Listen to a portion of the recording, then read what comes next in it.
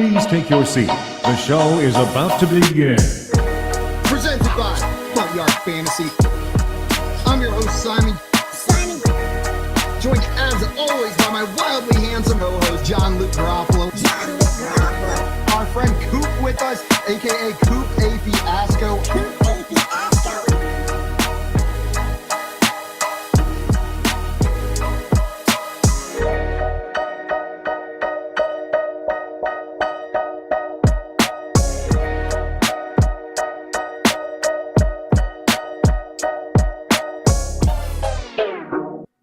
What's up, everyone? Welcome into the Front Yard Fantasy Morning Show. I'm Simon, joined as always by my always flexing co-host, John Luke Garofalo and Andrew Cooper. What's up, boys? Good morning. Just flexing. Just flexing. Just flexing, Good bro. morning. Speaking of flexing, there's a little flexing I can do. So I've been on the I'm filling in a little bit on the Fantasy Alarm show on this very channel from 5 to 7, the Fantasy Alarm afternoon playbook, me and John and Pemba, right? So we're talking a little bit of basketball, multi-sport guy, because it was hockey, I think this is. And we were talking some b-ball, and I told him, I was like, look, I said, I want a DFS lineup from you for tonight, and I want it to have Luka Doncic and Jokic in it. And he's like, that's impossible. And I was like, I want it to happen. I was like, make it happen. He goes, we're going to have to put some cheap guys in there. I go, tell me who they are. On the spot, he makes a lineup of stars and scrubs. And this lineup comes in 247th out of 31,000 people last night. Top 1%. Hot dog. And here's the crazy part, dude. None of the players were bad. One of them left with an ankle injury. So, and he came out and dropped like 12 fantasy points in the first quarter. So like, bro, he crushed, man. He crushed. Am I a basketball guy now? What? You just switched. You're a basketball guy now. My first foray into DFS was NBA DFS, was not NFL DFS. I didn't follow the NBA, but I do think it's a little bit easier to get into. Not an easier game to play, harder to master, but the statistics are more. It's not so like single event dependent like fantasy football is, right? Like singular play, singular touchdown, singular catch. Like there's in betweens. You either get 6 or nothing for the touchdown in the NFL, but in the NBA, you can score 4 points, right? Like you can make one basket, get a couple rebounds. It's a little bit easier to look at the statistics and try to pull something out because there's more of them. Basketball has more statistics, more granular statistics. Yeah. B-ball? Coop, did you win some money off that? Yeah, dude. It was all I only put like $15 in and won like 60, dude. A little four times the amount I put in there, dude. Should have put in like $1 billion, dude. I'd have $4 billion. I know. What were You got $1 billion? If I had $1 billion, I'd put $1 billion in there. I'd have $4 billion. I'll tell you what. If I had it, if I did have it, that's what I would have did. We got Tommy in the chat with a yip skiddly do. Good morning to you. What's up, Tommy? Welcome in. And he says, love it. I completely suck at NBA DFS, but fun to play. And he's tuning in tonight for your show. Yeah, well, guys, we are going to be putting together a DFS core lineup for this Sunday's games a little bit later today. So, Coop, I know Pemba win you some money on DFS, but we're going to win you some money on NFL a little bit later with your help. I mean, you're going to get to help us win you money. I built a bankroll. I built a bankroll with that silly orange ball game, and now we can focus on the superior game, the pigskin. The pigskin. The pigskin prognosticators is what we are over here. The Greater Oakland Pigskin Prognosticators League. I forgot the word. Nailed it. I said go papo, but there's an extra P in there somewhere. That was that original terrible fantasy football league, right? That was like 100 points for a I don't kick know what return. you're talking about. Terrible. The terrible. rules were incredible. Get out of here. Those rules are ridiculous. That's our next year's scoring system. How dare you insult it? You watch your mouth. 200 points for a kickoff return touchdown, Coop, and you've got a problem with it? That's actually kind of dope. I'm taking Cavante Turpin. Taking Ray McLeod. I'm taking Marcus Jones, dude. He just scores all types of weird touchdowns. Marcus Jones now has a touchdown on offense, defense, and special teams. Dude does You have it a all. touchdown on special teams. Aha. Guys, it is that time of morning where we bring the stories, we bring the topics. All you got to do is bring your own breakfast. Throw us in the chat what you're having for breakfast this morning, and if there's any topics you want us to talk about during BYOB. John Luke, you eat some breakfast this morning? I did. I had a nice peanut butter. I don't know what you call it, peanut butter Nature Valley thing. And you guys will be happy to know I got my juice cup. Yeah. Oh, You're not even at home and you have the juice cup? Not even at home. I got a juice cup. Is it the home juice cup or is that an away juice cup? Juice cup. Juice cup. It's an away juice cup. It's a fill-in. It Yeah. doesn't have It's the not rounded my edges. juice. It's not my juice cup, but Godiva. it is a juice cup.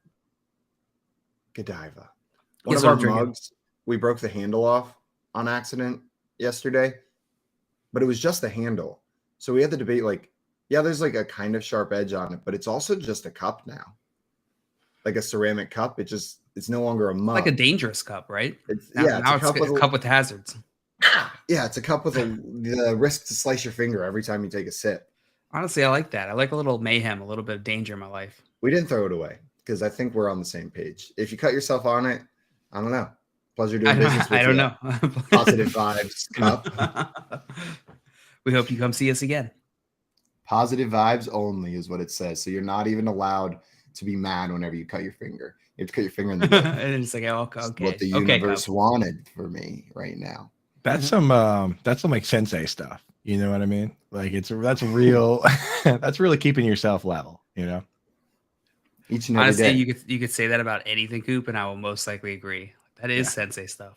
Yeah, I like to, Right. every night before bed, I just drop a glass on the floor next to my bed, and then I wake up and I don't know where the glass is. But that's a life lesson. Like you don't know what's coming at you next every morning.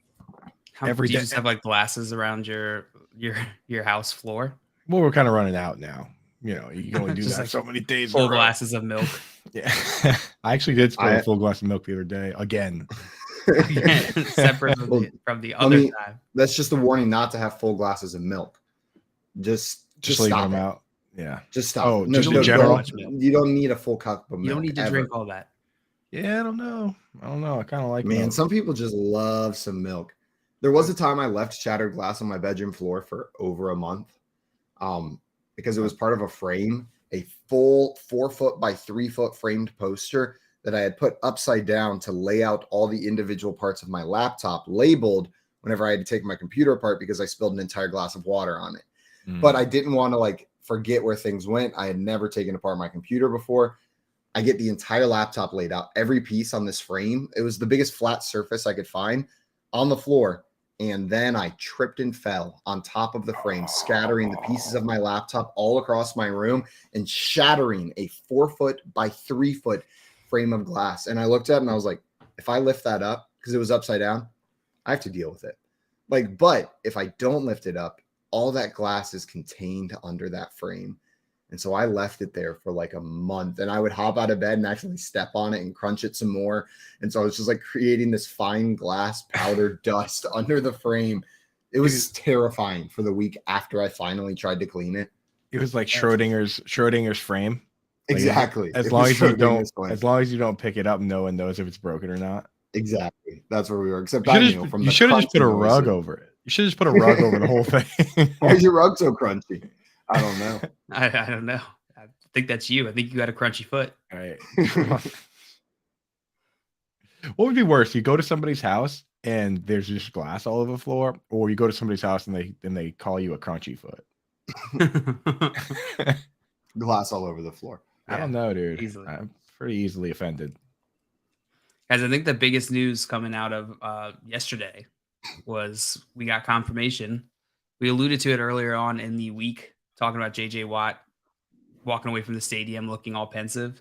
Well, he announced his retirement yesterday. He said that was the last home game he will ever play. And he's done after the season. Shout out JJ Watt. Yeah, I totally am that yesterday in the car. We were driving back and I was like, holy shit, JJ Watt retired. And she goes, oh, so does that mean you're not doing your Tuesday show with him anymore? And I was like, different JJ, but I see how you're confused. JJ Watereason. And then she was like, I was like, no. And I was like, he's pretty young. And she was like, that's what I thought. Like, she was like, I knew he did well, but not retire in his early 30s well. But then we got on the same page, and JJ Watt, it's wild that he's retiring. Crazy thing is JJ Watt is younger than JJ Zachariason. Oh, probably. And he's retiring. He's retiring, yeah.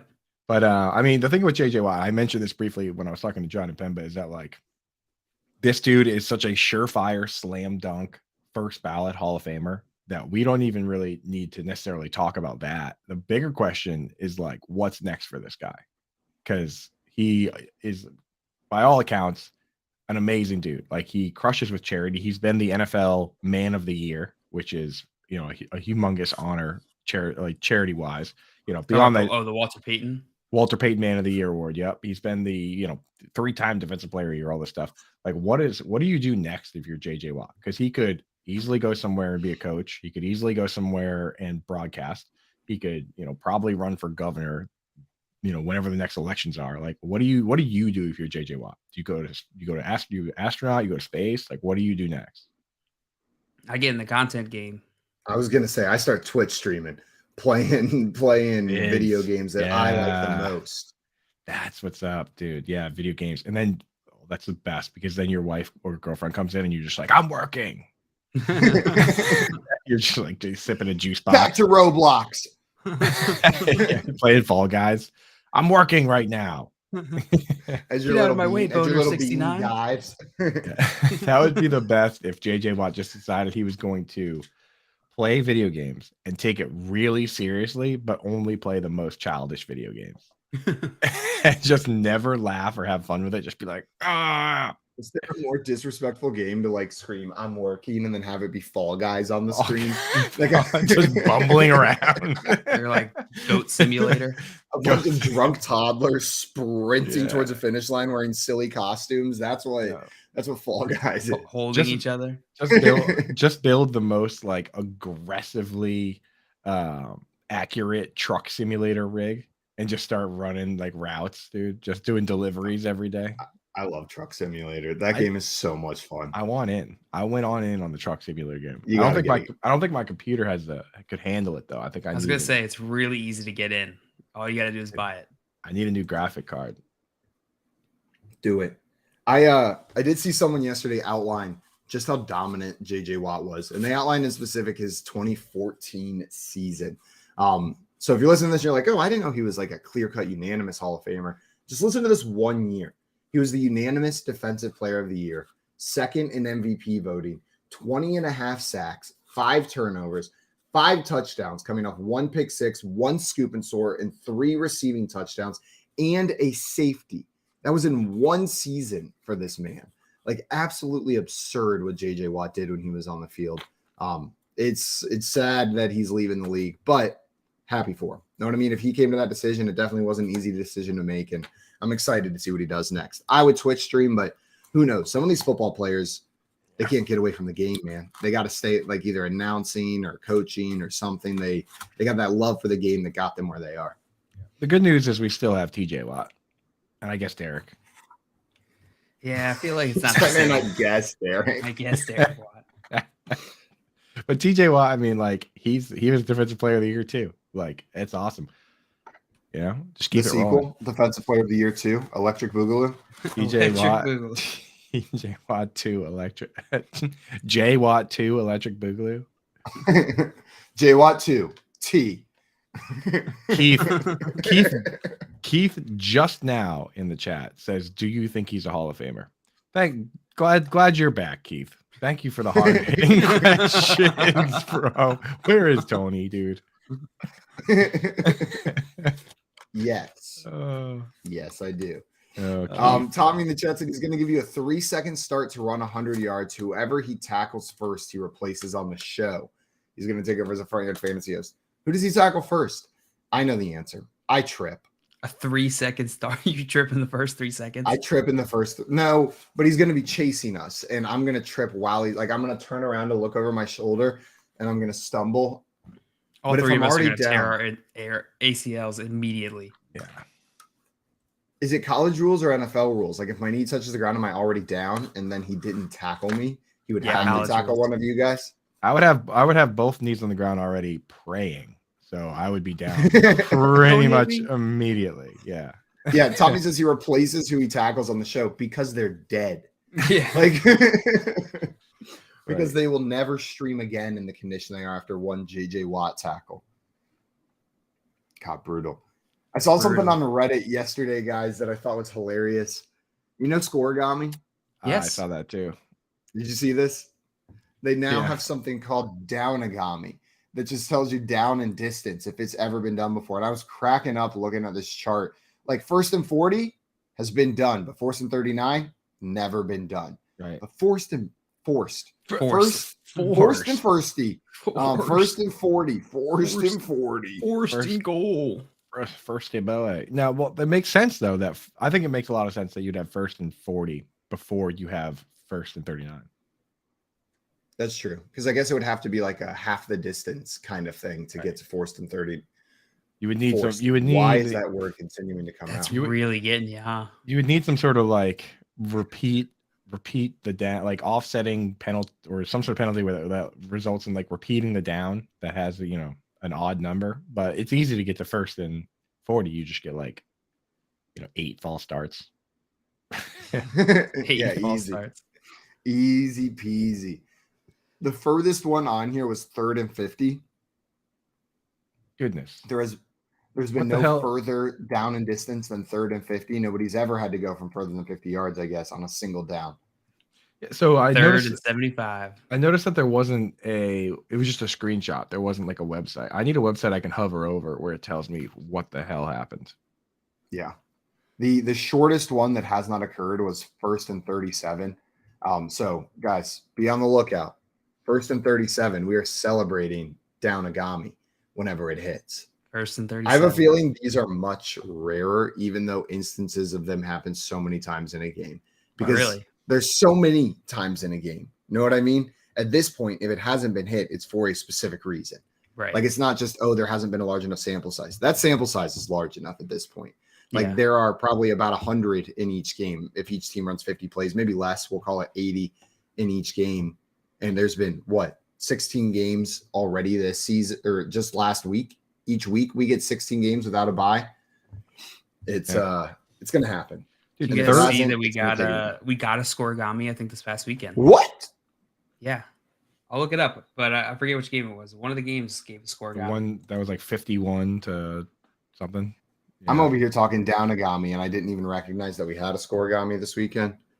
I got to start keeping track That's of my what made me stuff think better. of it, was you bringing it up. Apparently 3rd and 50 has happened on 2 separate occasions. Ever converted? My guess would be no, but I can't confirm that. But so an example how you get there: 15-yard sack on 1st down, followed by an incomplete pass. So no negative yards on 2nd down. Then they had a 5-yard false start, and then a 20-yard unsportsmanlike conduct penalty. 20 yard. Is that like an old rule that changed? Because isn't it 15 now? Dude, Or is it like if you do it really bad, you get 20? It was 2012.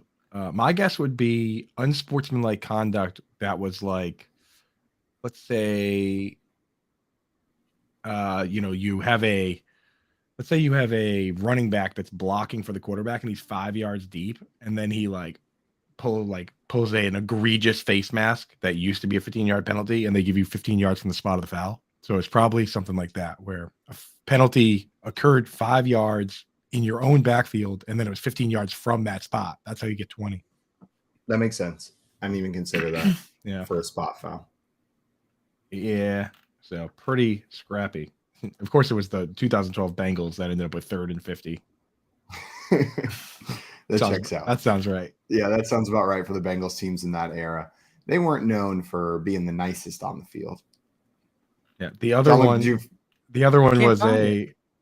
was a Brett Favre led Packers team, which also seems to make sense. I can see Brett Favre losing 30 yards by 3rd down. Yeah.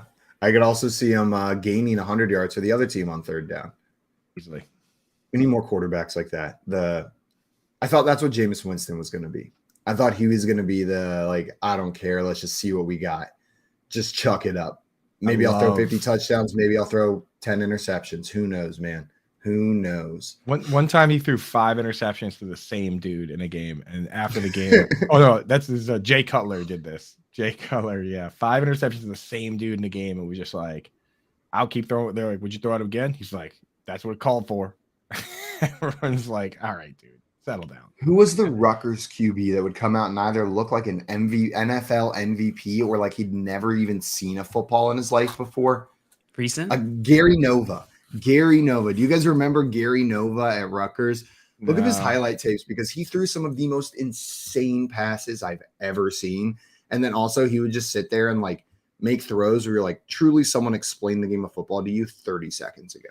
Like, just what happened, man? This is a different player than the one that was out here for the last drive.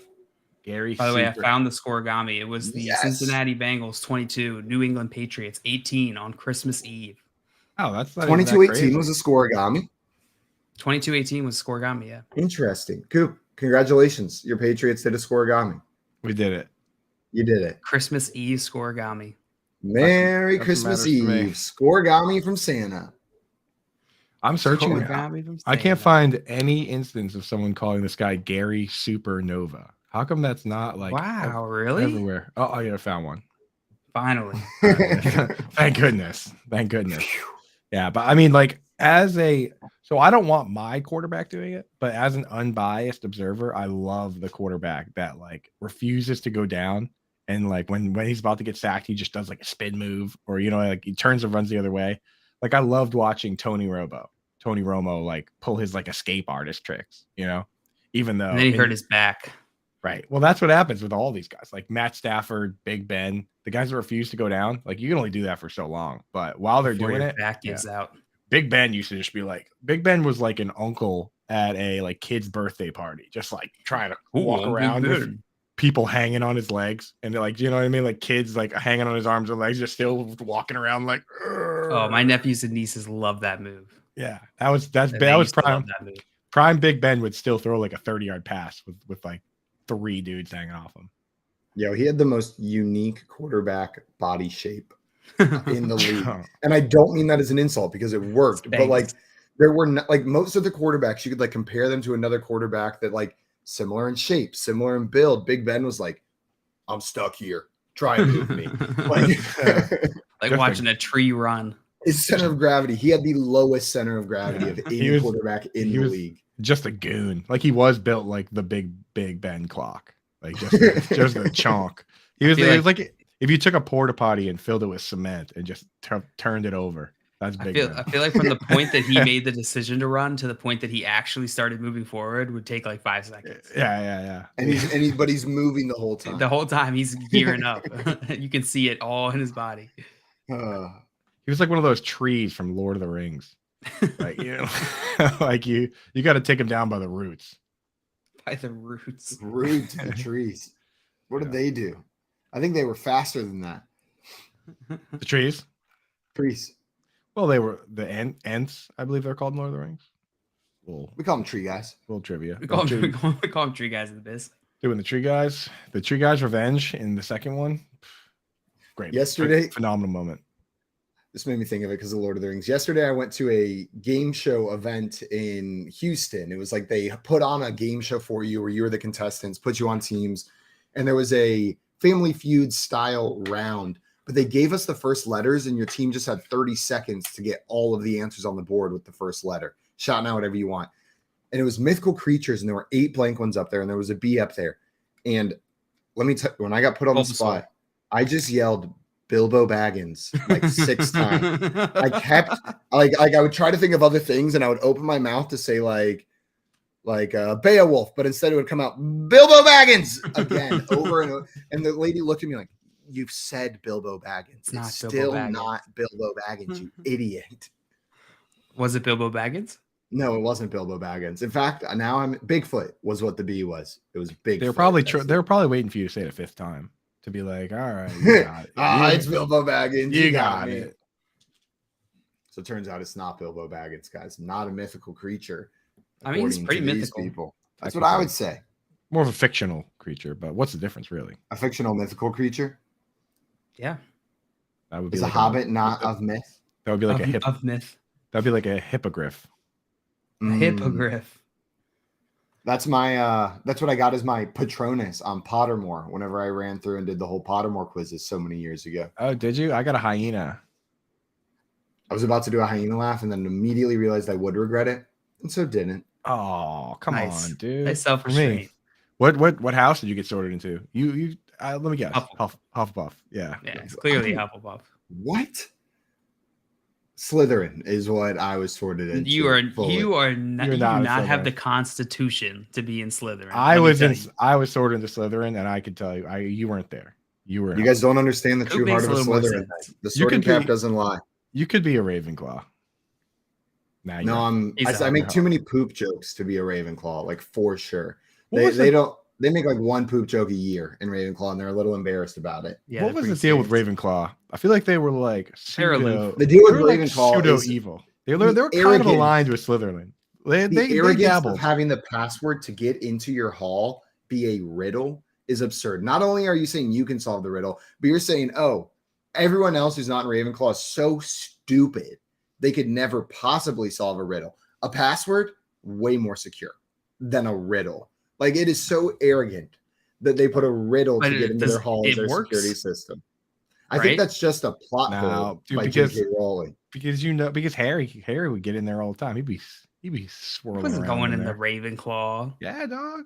dormitories. It wasn't in the book. Dude, first of all, there's so many different storylines in those 7 books. Harry's been up in every single one of them dorms, bro. Harry was dabbling in the dark arts. You know, he was in every single dorm, Every single- room. chilling with Cho Chang, dude. Did you guys see the That's the name of the text segment. We'll do a Harry Potter segment every day where we talk about Harry Potter for, I don't know, 45 minutes, and we'll call that segment "Chilling with Cho Chang."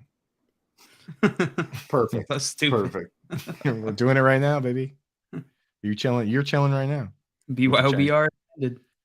BYOB. I, Now this is now Chilling with Cho Chang. After this, we'll do dig We're gonna in. go right back to BYOB right after this, and it's done. And Back it's to done. BYOB. Fine. I saw a tweet yesterday from Kalen Collar talking about the recruitment of Von Miller to the Buffalo Bills. Said Josh Allen was golfing last month with Matt Barkley when the GM reached out to him and asked him to recruit Von Miller. Josh Allen told him, of course, if you sign Saquon Barkley. So they did that. And then from the golf course, Allen sent a 3-line text to Von Miller. And the 3 lines were Zach Wilson, Tua Tagovailoa, Mac Jones. And then said, you get to play these guys 6 times a year. Have at it. Why would you not want to come? Wow. That worked. Oh my God, that's incredible. amazing.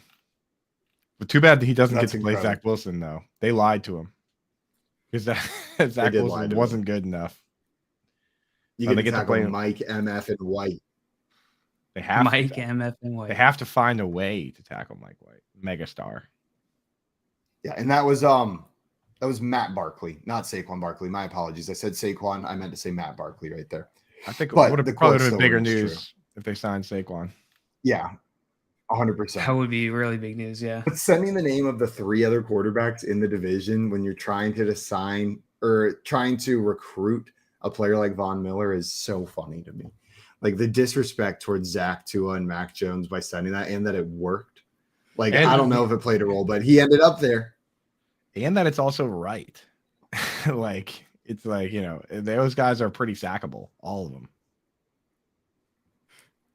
The pitch isn't as good if it's coming from like guess who you get to play 3 times a year?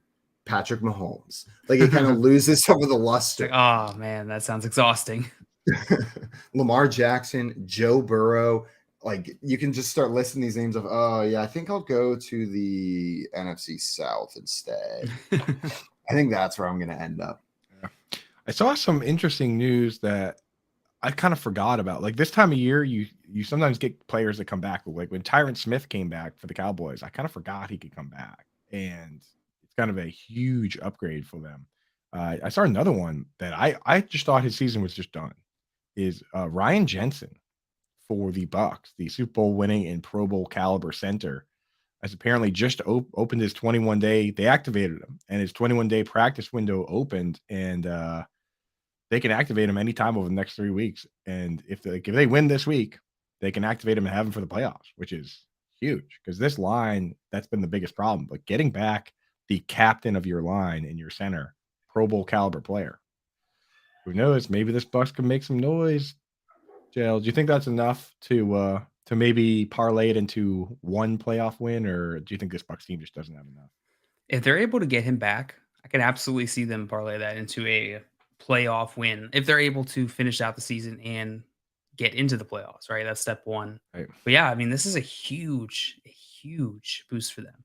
Imagine he comes back and then Ali Marpet is just like, hey, I'm coming back from retirement too. And then Gronk comes back and all of a sudden it's like, wait a minute. The boys are back in town. The boys are back in town. Like, and then they have Tristan Wirfs. And now this team is just the team that won the Super Bowl, right? I mean, right. Just saying. That'd be pretty sweet. It's not crazy. It's not crazy. So are you playing? What do we know when he'll be back? So the way it works with that is that once you get activated from IR, you have 21 days for them to, and this is why the other day I was like ranting about how we need 2 different words for these activations because you basically have to get activated twice. Like, so Dallas Goedert, his window opened and he had 21 days, and then they didn't activate him for the first game, even though he was eligible. Then the second game, they did activate him. So they activated him like 10 days into his window. When you bring Ryan Jensen back, they now have 21 days to activate him. If he's not ready to play, if he doesn't actually play during that span, then he reverts back to the permanent IR and he's done for the season. So it's basically to prevent people from putting players on the 4-game IR and just kind of like leaving them there, kind of abusing the rules. They don't want you doing that. So basically it's like once you activate this guy, you have to use him or else he's out. So we'll find out, but now they get a chance to bring him back by activating him. Which player? Ryan Jensen from the Buccaneers. I didn't even think I thought he was just done for the season, but they just activated him and now his window to return is open. Pro Bowl caliber center. He's the one with the like wild long hair, like the crazy cool hair, right? Yeah. I love that dude. Every time I see him on the football field, that's like the big dude. If I could will a big dude touchdown into existence, it's him. I want to see his celebration. Like, I feel like just his demeanor on the field, I feel like he would have the best big guy touchdown celebration of all time. I feel like he's too serious for that. You think so? Yeah. He could be a very serious celebration where he's like, like where people are like a little too aggressive about just scoring a touchdown, where they're like stomping around. Like, terracotta soldier. Just doing that thing where you just go like this. He just starts vibrating as he scores a touchdown. It'd be awesome if he did score and then did something like the like cradles the baby with the football. Humps like the ground. Humps the ground. He does the worm. It'd be awesome if he did something like hump the ground. Coop's getting like, what would be really cool if he did? I'm like cradle a baby, and he's like, he humps a hole in the ground. The refs come over and they're like, come on.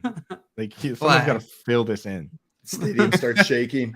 They bring a guy with a shovel to fill the hole in. Everyone spills a little bit of their beer with each pump. And they're cheering. Whoa! Every time he humps, they shoot the cannon from the pirate ship. Well, but they don't do it. It just happens each time he humps. It's a total. With each thrust, it goes off. They're like, we didn't even reload that. Everyone's looking at the cannon guy. He's got his hands in the air. He's like, I don't know. I wonder if they have the Jensen hip thrust. Do they have a cannon guy? I'm sure they do. Surely they have a cannon. Who else is running the cannon? It's probably just some nerd cannon girl. It's probably just some nerd with like a switch. It's not like a guy that like has like a big like lighting. If they can control their cannon via Nintendo Switch, then I want the controls to that. Yeah, I don't. Let me tell you. I'd be a problem. I actually heard recently that the Navy they use Xbox 360 controllers to control their periscopes and stuff. Smart. Yeah, they were just like give people what they're used to. Exactly. We got this whole squad of dudes that already know exactly how to use they know exactly how to use this thing already. Why not, right? I'm mad by how much sense that makes. You know what It I mean? makes Like it's just so much ridiculous. Sense. It's a stupid thing, but like true. All these people in there are like, yeah, I've been doing this since I was 6. Like, we got this. Check this out. But it's so funny though, because it's like, instead of it being like a job where they're like, yeah, we have to train you. Each dude's like, let me get next. Yeah, I got this. I got this. Yeah, they're like, you know how to use one of these? He's like, yeah. Yeah, hand me the sticks. He just immediately fires a torpedo. You see one guy playing with the claw method, where he's got his fingers Southpaw. on the thumbsticks. Yeah, the paw method right there. That'd be wild. On the periscope, dude. Yeah, he's got it. He's got a modded controller. Shoots submarine. It's a beast. Torpedoes is what I meant to say. Why not, dude? He just shoots out submarines from his submarine. That's what I'm saying, dude. If the Navy can have dudes with Xbox controllers, controlling submarines, like why can't an NFL team hire a Madden player to be an offensive coordinator? I just don't think they want to. Next logical step. They definitely don't. Some punk kid going forward on every 4th down. An interesting news story that came out yesterday was Marquise Brown. He apparently he played the lowest snap share that he's had all season, and the reason was he was late to a team meeting this past week. So if you started Marquise Brown, you're probably disappointed. Might be able to get better this upcoming week. Late to a meeting. How do you guys feel about that? Player getting benched for being late. It's the coach's prerogative. It's the coach's prerogative, and you know what? There's rules, and expectations, and if you don't meet them, then there's probably consequences. I know different coaches handle it differently. It's fine. I don't know. Was it the first time? Then maybe you talk to him about it. If it was a repeating issue, then yeah, give him some punishment. But these are also like grown-ass adults. We don't know the whole situation. If he was late to a team meeting, you speak to him first. You know what I mean? You just say, pull him aside. Hey, what's up? Everything all right? I know you were late today. Okay, cool. Don't let it happen again. Done. Yeah. Now, establishing something like that's such a risky area. You need to make that established well in advance and be that kind of coach where everyone knows that that's the case. Because if you set it up the right way, where everyone knows this is how it works, that now it's Marquise Brown letting the team down, right? Like Marquise Brown, everyone knows you show up late. These are the rules. And everyone understands that Marquise Brown isn't playing and it's his own fault. The problem is if you're not that kind of coach and then you just decide out of nowhere, like, hey, you're getting benched. Now the players might look at it and say, this is Coach Cliff doing this to us, and Marquis should be playing, right? So you got to make sure it's a tricky area, because I kind of felt both ways about it. You know what I mean? Like we had a situation in my high school basketball team where a kid got benched, and it wasn't like an established rule, and we did blame it on the coach. But if it happened in football where the rules were known, that's just the rules. The kid broke the rules and it's his fault. So I think if Cliff has set things up and built the right culture, then everyone understands. But you got to be real careful with that stuff, because you don't want, if the players turn on you, Cliff, you could be out of there, especially the way this team's been playing, right? Also, weird punishment. You're only playing 50 snaps. Yeah. No more. Yeah. No less. You're playing 50 snaps this week, Marquise. Like that's not real. Like that's like, it's a punishment, but you still give us a better chance to win. So I'm going to put out you quite a bit. 66% of the snaps. I don't want to get fired. Exactly. Like it feels kind of like a half-ass like punishment that's just like saying like, I'm in charge. Right. And they were all run plays, right? Like they were like, we'll keep you in for the pass plays, but you're going to miss some of these other ones. I mean, I guess we can, to be honest, you know what that does for me is it pours a little bit of cold water on the Trace McSorley and Greg Dortch eat breakfast together narrative, right? Because Greg Dortch had a really good game, but that's probably because Marquise Brown got benched for 26 snaps. Yeah, Cliff Kingsbury was making a point. So Greg Dortch season is over. Sorry, JL. R.I.P. I know you were excited about that. Yeah, I was. Dude, Greg Dortch is better at being Rondell Moore than Rondell Moore is. Poor Rondell Moore. It really seems to be the case. Like whenever Greg Dortch is playing the Rondell Moore role, he's kind of nice, right? Yeah.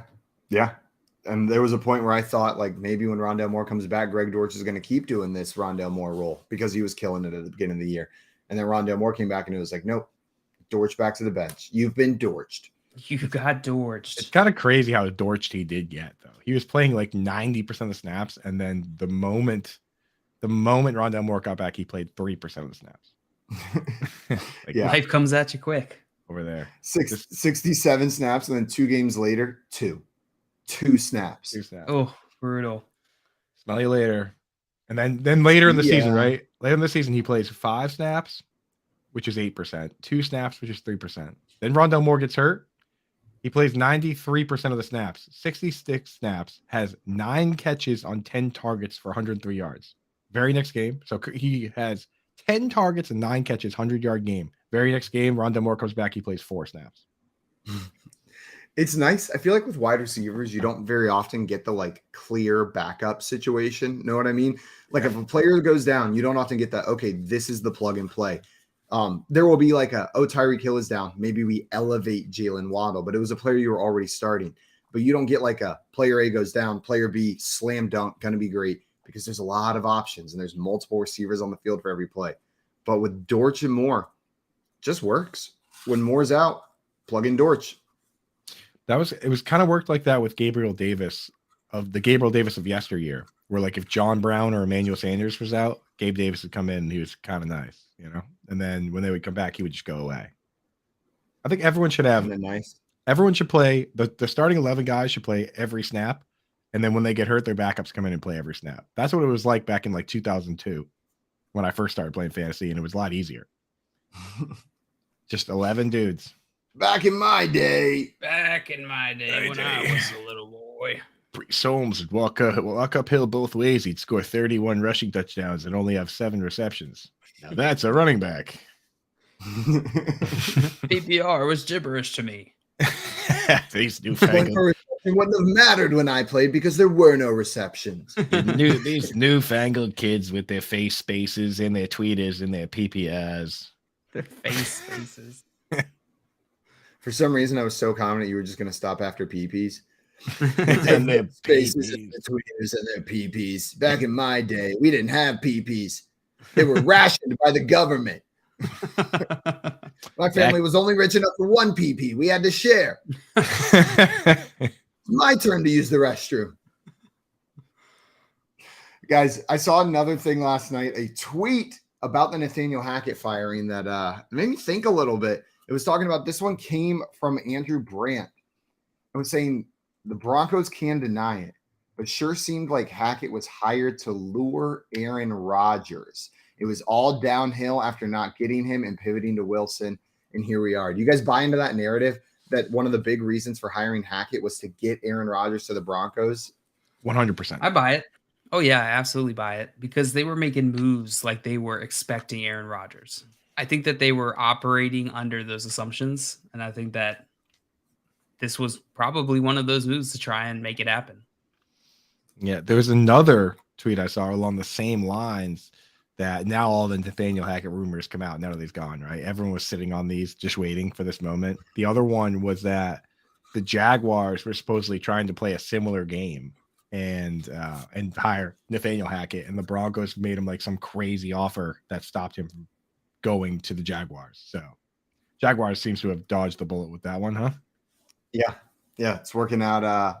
One of these teams might go to the playoffs, and one of these teams might never win a game again. Oh, my God. Can you imagine if they got Nathaniel Hackett right after Urban Meyer? That would have been so Jaguars, though. It would have been exactly Poor Trevor. Jaguars. Yeah, everyone would have blamed it on Trevor. We got Dustin in the chat. What up, Dustin? He said, feels good to be back in the chat. Being sick for like 3 weeks sucks. Yeah. Glad you're feeling better, Dustin. That was to your sickness, not to you. During the holidays. Ouchie, Mau. I'm glad you're feeling better, man. 3 Welcome weeks back. Brutal. 3 weeks. And NKC in here with the hi. What's up, NKC? Yo. Good morning. Welcome in. What up, Thanks for NKC? hanging out with us Yeah. bright What's and up, early this chat? a.m. Wake up, chat. What you guys doing over there? What you Wake doing? up, chat. Let's go. What day is it? Can someone remind Wednesday. me? Thank you so much. Are you kidding me, Yeah. dude? So It's Jensen every Day. other day of the week, you say it's Wednesday, and then we're like, no, it's not. And then when it actually is Wednesday, you're like, what's today?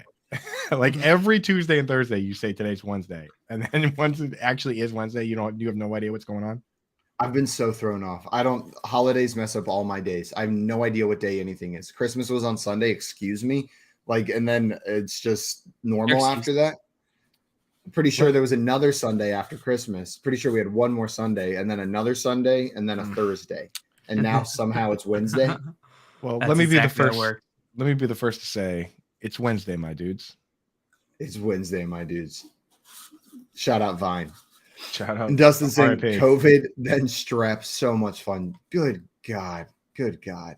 Yeah. Brutal. And NKC said power rankings day today for me. You throwing together your NFL power rankings? Throw us a preview in the chat. Who you got at the Post them, top? dude. I'm Post them curious in the who you got chat, up and top. we'll shred them. Post them and roast them. Yeah, unless they're awesome, and then unless they're exactly right according to my own beliefs, then I'll give you a thumbs up. Then you will roast them. Then I'll give you a singular thumbs up. Do you guys see the Broncos? Whatever their head front office basically talking yesterday about Russell Wilson, saying that they believe he's fixable. That's the words they used, was fixable. Yeah, no, of course he is. Because I've seen him good. Like, you guys ruined him. What are you talking about, dude? It's like Yeah. like Simon dropping that picture frame on the ground. Like, the picture frame was fine until Simon got his hands on it. It's the same thing with Russell Wilson. Like, he was fine. He was great. He was like an all-pro quarterback until he came to your team. You know what I mean? Like, of course it's fixable. It just undo everything you did and let him try and remember the playbook from the Seahawks and teach everyone it. You know? from a that would coach be who like didn't if just I- graduate middle school. Right. If I grabbed your juice mug, smashed it on the desk in front of you, and then said, "This is fixable. This is fixable. This is no I'd be problem." Like so that's mad. literally what happened. The Broncos grabbed their juice mug, smashed it, and then said, "It's fine. We can fix this." Even worse than that, they went to the public, to the media, and said, "Yeah, we think JL's fixable." Right. Like, and blamed it on me. Like, oh, it's JL's fault. Like, dude, Sierra's about to go over there and claw down a door and murder someone. Like, yeah, if he's Yeah, she fixable, should. y'all ruined him. I already fixed them. Yeah. We're married. That's who they should hire as their next offensive coordinator, dude. Sierra. Yeah. And make the defensive That'd be coordinator wild. make the defensive coordinator future. And just get it real spicy up in there. Keith like it. over here saying, "Is it possible that maybe Pete Carroll is just that good of a coach? No, Maybe Russell wasn't good to begin with." Because Pete's killing it with Gino now. JL, you think no way? no, I think he got lucky. I think he got lucky here. I think he made a good move. I don't think Pete Carroll's a bad coach, but I think he made good moves that ended up in his favor. But for us to retroactively then give him all of the credit for that, I think is not realistic. I'll tell you right now, maybe this is a controversial take. I don't think there is any coach that transcends the talent of the players. Yeah, I'm with you. Like, you know what I mean? Like, you can be a great coach, and when you give a great coach great players, you get, Bill Walsh. You get the 49ers dynasty with Bill Walsh and Jerry Rice and Joe Montana and and Deion Sanders and all those guys. But you can't just, obviously, the players play the game. You know what I mean? So, like, we're on the same page with that. Like, you can't just give Pete Carroll anybody. Like, if you gave Pete Carroll Zach Wilson right now, I don't think it's the same team. Yeah, and I think look we at talked the about this. Buccaneers right now. Yeah, Bucks are a great example. Tom Brady. Right. I think we talked about this recently with Bill Belichick, and it came up on the show. It was like, should Bill Belichick not be considered one of the greatest of all times? Was he just propped up because of Tom Brady? And one of the points I brought up was that, I think people tend to conflate what actual skill is in this game. They'll say, oh, like, he's winning. This coach is winning all the time, so therefore they're infallible. But I think you're right, Coop. You can't transcend the talent on your team. Exactly. Like, you look at all these guys, and obviously, like, the debate with Bill Belichick is whether he's the greatest coach of all time or just like one of the best five, because you're not going to find five that are better. And you're not going to find any great coaches. Like I said, Bill Walsh, if you want to name Bill Walsh, he played in an uncapped salary cap era with literally the best wide receiver and arguably the best quarterback.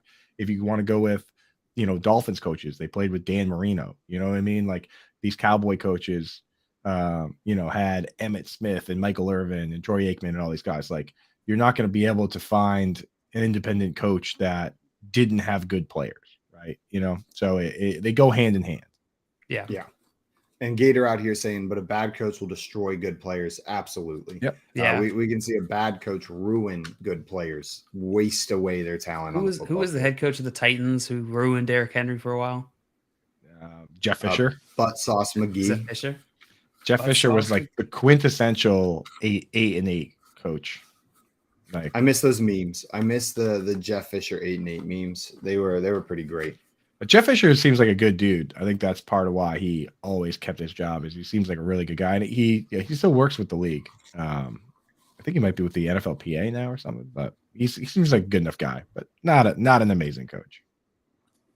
NKC came in here and dropped the first part of their power rankings.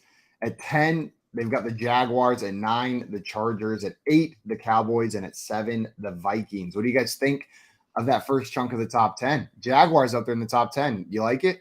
He's playing right to our heartstrings because we like He the is. Jaguars. Yeah, We do like the Jaguars here.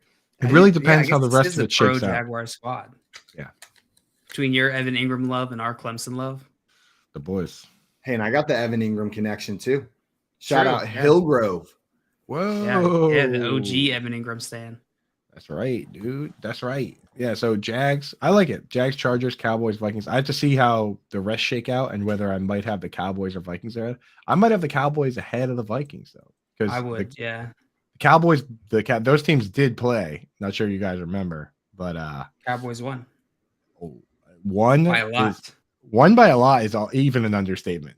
Yeah. they went Tell the into score. they went into Minnesota and won 40-3. So 40-3. might have the Cowboys ahead of the Vikings, especially because the Cowboys are I feel like they're getting better. They got Tyron Smith back. I mean, they do have a few injuries. They lost Anthony Brown, but I don't know, man. Cowboys are hot right now, boy. Cowboys with are you. hot. I might have the Cowboys higher, and I'm curious. They might even be ahead. Some of the names ahead of the Vikings right there. I think they're one of the best teams in the NFL right now. We got Frank the Tank, and you're saying love catching you guys in the morning as I finish my snowcat shift. Well, thanks for joining us, Frank the Tank. And he said the despair Love hanging over the out with you. Broncos is real. Hopes were high in Denver, especially after the Avalanche brought back a title. Yeah, you get a taste of those titles, and you want more. You want Dude, more. Time out, dude. I feel like we're burying the lead on this one. Driving a snowcat looks like it would be dope. Where are you driving that snowcat? Do It's you a work at snow a? cat. Is that an actual cat? Yeah, Believe it's like a cat. sick treaded snow vehicle, like a snow tank. Yeah. what Oh, it looks dang. like. These pictures Yeah. are lit. Those are sick, dude. Yeah, and they use them for a ton of different stuff. Sometimes they use them to groom ski trails, but you can use them for a ton of crazy things. So let us know Dude, where some of you're- these old ones on Wikipedia look wild. Yeah, dude, they look mean. These are crazy. There's like some from like the 1920s in here that just look absolutely sick. They look like they the could. vintage snowcats. Yeah. They look like they could be the bad guy in a new God. Fern Gully movie. Simon, that I've dibs on that team name. What? The vintage Snowcat? Snowcats. The vintage snowcats. Snowcat. Damn it. Yes. That's a I almost good brought it one. up and I was like, you know what? I better frame this as dibs because it might just get stolen. That's pretty good. Yeah. Will Very came in good. here and had a question for us. Said, looks like Henry is out, right? Just my damn luck. I made my third straight finals and I have my best running back out. Yeah, it is looking like Henry won't play this week from everything I'm seeing. Stinks hard. But Stinks hard. stinks hard. Stinks like a fart after Arby's is what it Mm. stinks like. Arby's. That's Of hard. Arby's. That's as hard as they make them. Be careful with your Farbies. A Farbies can turn to a fit real quick. What are you talking about? You poop your pants. A But is Far- a Pollard out Farby, also? a Farby fit. Yeah, Farby fit. that's as bad as it can get. Do you guys have you heard if Pollard is going to be out this weekend as well? Any update on Tony Pollard? Did not practice yesterday. We just got to keep an eye on if he gets some practices in before the game. Yeah, but didn't practice yesterday, so that's all we have right now. And yesterday was Tuesday, so our concern level isn't that high yet. He's Because got a little time. today's Wednesday. Today's Jensen Day. He said with confidence. So this is exactly what Zeke needs to backdoor sneak his way into being an RB1 in fantasy football. Like right now, he's sitting there in standard at least at RB 14. In full PPR, he's got work to do. He's like RB 20, but I mean, he's only like 15. He's only like 20 or so points away from it. I mean, couple big games without Tony Pollard, he could sneak his way in there and do what he does, which is, as of late, have really ugly looking back end RB1 seasons. Yeah. We got to check it out. NKC, and you're saying the vid of the power rankings is up. I'll have to check that out after the show today, NKC. Appreciate you giving us a sneak preview in the chat over here. We'll also want to know, what is the trustometer with Jalen Waddle now with Bridgewater at QB? So, JL, where is the trustometer? The trustometer. Ooh, right there. 65%, 70%. Okay. So downgraded a little bit because I'm assuming it was probably closer to 90, 95 with Tua in at quarterback. Yeah. We looked at the splits a little earlier in the week when Tua has been out. 2 games Tua has been out versus the other split where Tua has been in the rest of the season. And Waddle really didn't have that big of a drop off. It was a slight drop off, averaging 4 less PPR fantasy points per game, but it's not too bad. Yeah. I mean, we know Teddy can kind of sling it, right? Like I don't think he's physically limited compared to Tua. It's just a matter of, it's not easy to just step in right away and start firing on all cylinders. You know, like if this was Teddy after he had been starting for 5 straight weeks, I think my trust-o-meter would be closer to 80, 85, you know, but just coming in after not playing for a few weeks, I'm with JL. That's probably closer to like 65, 70, you know. I think Teddy in a vacuum can produce at a similar level to what Tua was doing, but you know, right now, given the circumstances and going against, you know, say what you will about the Patriots, the defense has been good and the special teams is good. So it's not a great spot to produce a ton of points. You know, it's not like you're going against a team that has like the Lions or somebody where they have like a terrible defense. The Patriots have a terrible offense, but the defense has been pretty good. Yeah. And my thoughts are, if any backup quarterback can bridge that gap, though, it's Teddy Bridgewater. Most likely. If any quarterback can bridge that water. He's one of the better backup quarterbacks in the league, right? I think we agree there. Like if you have to have someone come in and relieve their starting quarterback, I'd rather Teddy Bridgewater than Trace McSorley. Yeah. There's a short list of names as far as backups go that I would prefer over Teddy Bridgewater. How are you going to go with bridge that gap instead of bridge that water on that one? It was right there. The water's in his last name. It's the gap that we got to worry about. It's the gap between. I'm not concerned about water. I don't know about you, but water, fine. We can wade on through it. It's not very deep, I'm pretty sure. It's in Miami. So it's like, this is like a moat. Everybody knows water's shallow in Miami. Water is shallow in Miami, of course. So what you're saying is the Gators are the problem. Exactly. Yeah. Exactly. Not the Gator in the He chat, just didn't want to say the Gators in the lake. Yeah. He didn't want to hurt Gators' feeling. We got a bit of a moat situation here, it sounds like. Like we got Charles, a medieval moat. You said medieval. Now I'm interested. Now there's a lot of Renaissance Fair talk this weekend. There were a couple Renaissance Fair themed gifts flying around at my girlfriend's family Christmas, and it just got me so hyped for next year. What's your favorite part of the Renaissance Fair, JL? My favorite part is sitting on my couch watching Netflix. You know, I actually enjoyed that as well. You don't stop and play a little lute at times. I would if I had one. Did you just hold the lute up here?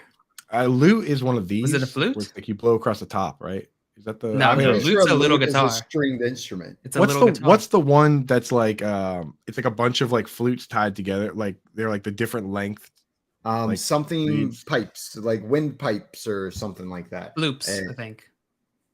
Flute. Yeah, you're right. A lute. A pan flute. Tommy got it. Pan flute. That's what I'm thinking. Pan flute. All right. You got it. Also, Gator in here saying, I'm still here. Oh, we got you, Gator. We got you. Gator. We're not making fun of you. We were saying other Gators, the ones in the water, are the problem. And if you're currently in the water, it's a coincidence. It's a coincidence. Simon, what's your favorite part of the Renaissance Fair?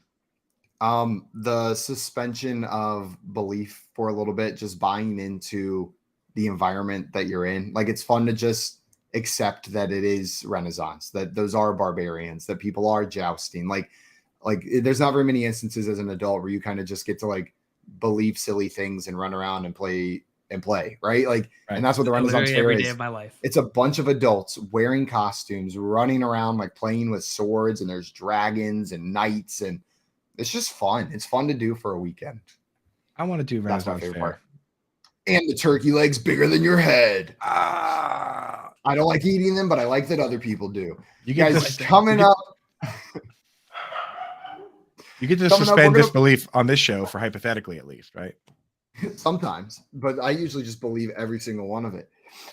Guys, coming up, we're going to play some vague descriptions. Together, we're going to build a DFS lineup for this Sunday's slate.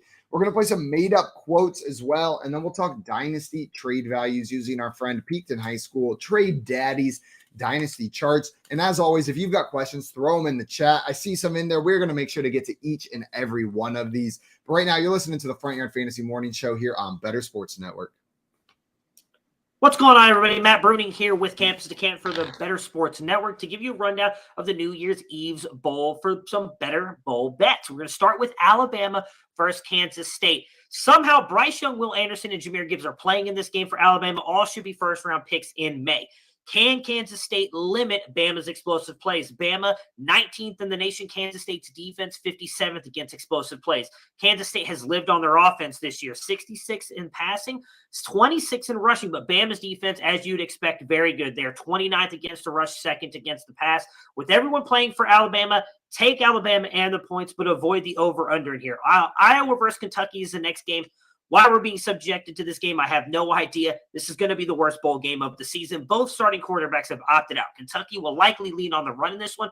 That is bad news for them. Iowa is second in defensive rushing explosiveness and the sixth-ranked rush defense. Iowa's offense, though, is bad. 124th in explosive plays, 127th in passing, and 126th in rushing. Just avoid this game if you can altogether, but if you want to play something, play the under 31. Moving into the playoff games, TCU versus Michigan. TCU does have a shot in this one. They've lived on their explosive plays. The bad news, Michigan thrives against that.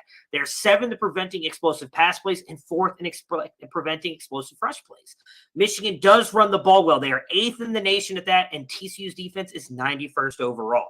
Play Michigan and the points, but watch for the first half totals when they come out because Michigan does tend to struggle early and TCU scores early, but I expect Michigan to eventually pull away.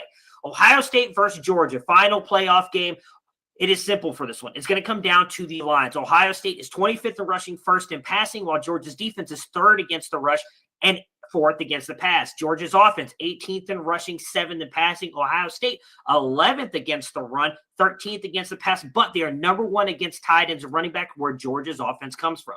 Ohio State does have a top havoc rating defense as well. If they can keep C.J. Stroud clean and pressure Stetson Bennett, that is going to be the key to winning this game. Take Ohio State in the points because I think they keep it close. Take the over on 62. Everybody enjoy the bowl games and have a happy new year.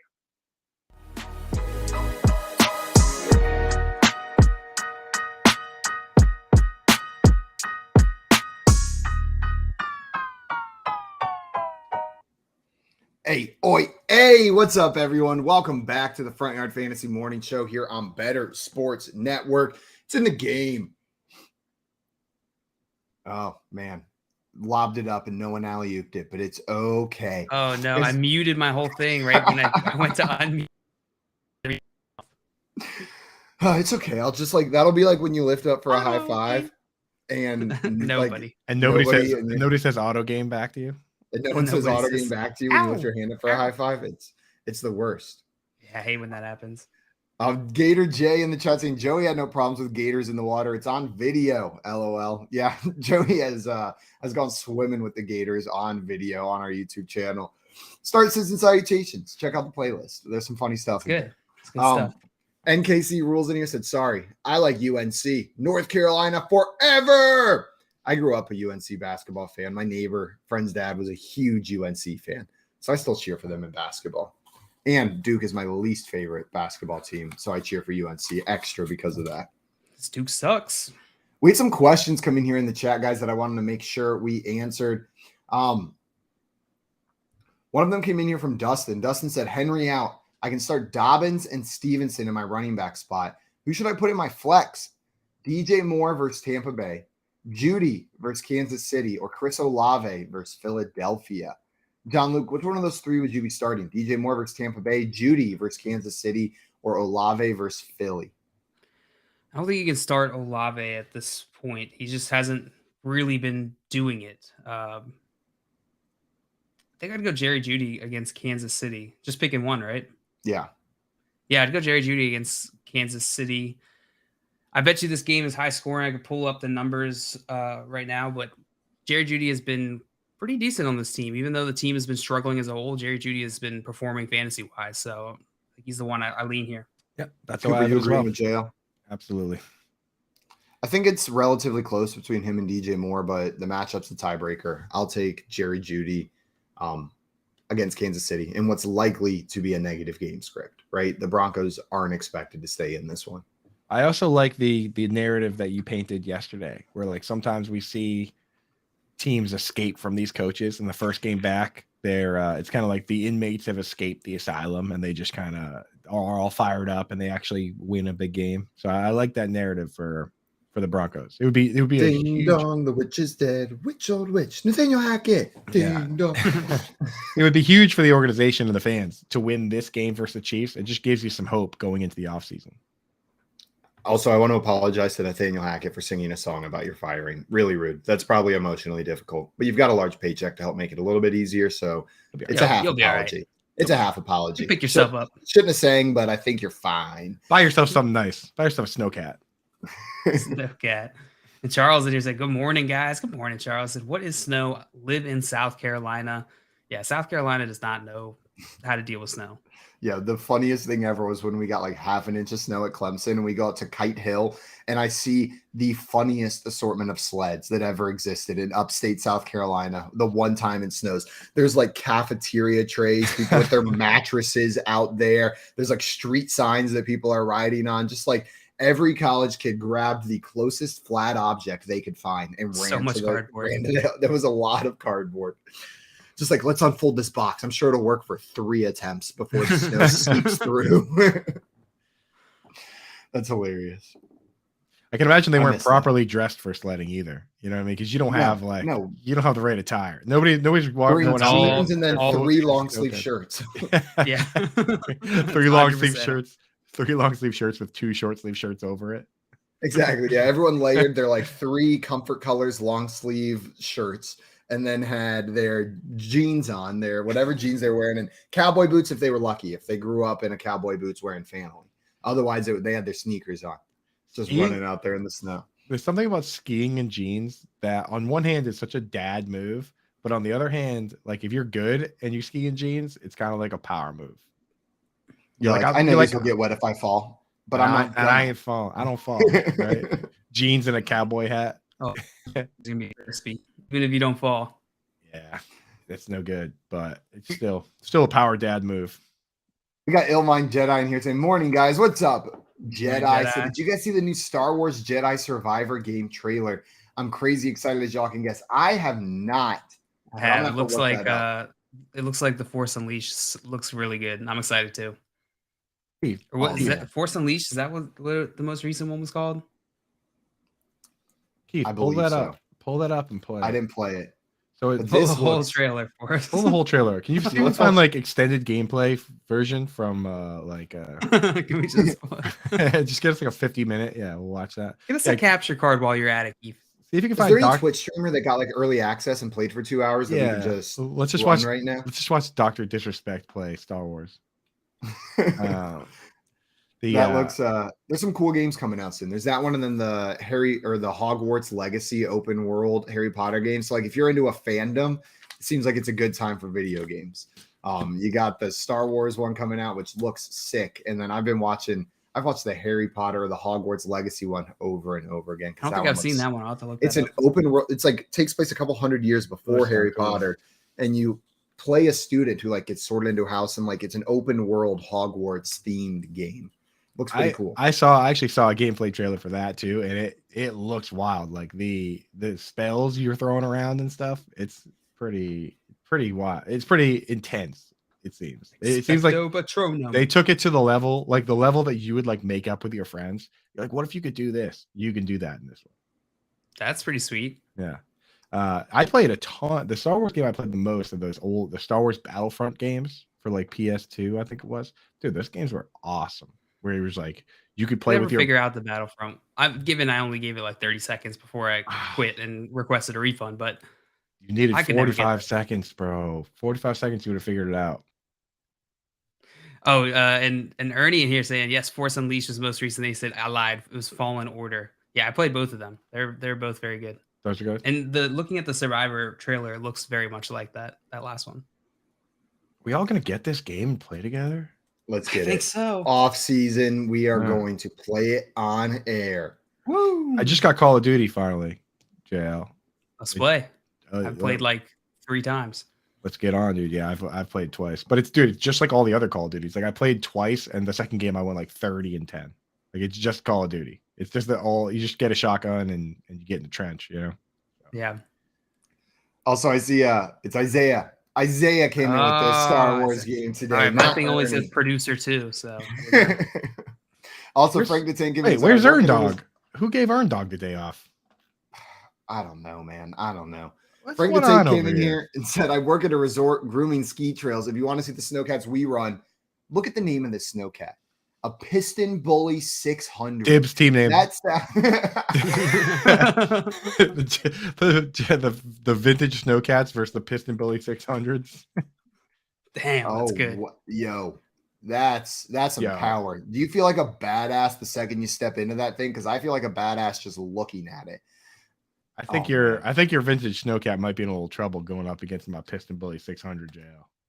That's awesome. We'll see. That looks like some dude. We need a they have like the robot wars where it's just like they battle. Oh yeah, What is it? I've gone down many a YouTube rabbit hole of watching these battle bots. We need that on Snowcat level. That sounds dangerous to humanity for those Monster who exist. robot wars. I think we don't. Monster Snowcat battle. What if they get out of the cage? What if they escape? The Snowcats? And there's people controlling those, and I don't trust a lot of people to control a giant snowcat-sized death machine. That sounds. We need a terrifying. Snowcat battle royale. Okay, fine, I'm in. You guys convince me. It's cool enough that I'll get over the danger aspect of it. Right. It would be badass to watch. Well, be careful Guys- driving that thing because it does look kind of dangerous, especially on the Black Diamonds. Okay, go slow. I'm sure he's the expert. Frank's like, I got it, guys. I got it. They don't Want call you to me be the tank for a reason. Be safe, Frank. All right. Guys, it is time to get into our first game of the day, a game that we call Vague Descriptions. John Luke, I believe you prepared this for us. You want to let us know how it's going to go?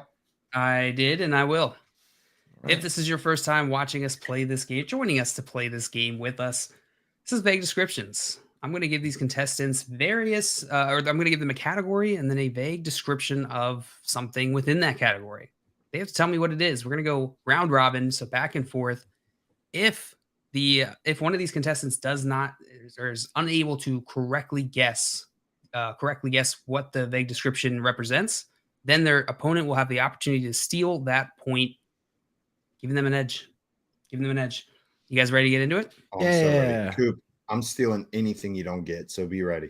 Yeah, right. Woo, let's go. All right, Simon, you are starting first in this game, vague descriptions. Your first category, your first description, the category is fantasy in parentheses football. So it's going to be fantasy football. I got the comments and the restream closed just so everyone watching knows you are safe to throw whatever answer you want in the chat. I think Jay already said that, but get him in there because I'm not looking. I'm not cheating. I'm closing my my chats. I'm putting on my Closing my snowcat. I'm putting on my anti-cheat glasses where you can see that the only thing on my screen is a bunch of pictures of snowcats. That's also my background is a collage of snowcats. Every time I get off this show, I look at my tabs and I'm like, what do we do on this show? It's pictures of like rhubarb Will pies. a Komodo and, like, dragon Komodo eat an dragon. alligator straight up? Yeah, like just every day it's a bunch of nonsense.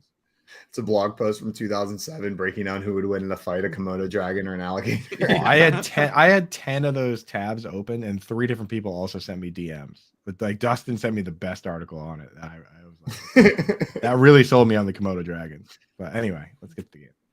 All right. So Simon, you are going first in this one. Your category is fantasy football /football. Fantasies in parentheses could be either. Your description: a game of chance used to make decisions. The coin toss. The coin toss is correct, Simon. Well done. You're going to get 1 point. I would have stole that from you so hard. Woo-hoo, well Yeah, done. what you didn't know is I got a security system called my brain. Oh, that prevents you from stealing them. A lot of holes in Nice. that boy. Yeah, Not there are a a lot bad- of holes in there. always not bad, boy. I'm gonna dip beneath those lasers. That's not very secure. All right, Coop. Now is your chance to come back here. Simon is up by 1 point. Your vague description, the category is the same as Simon's. It's football. I love football. Yes. Your vague description is an exercise of the very last moments. An exercise of the very last moments.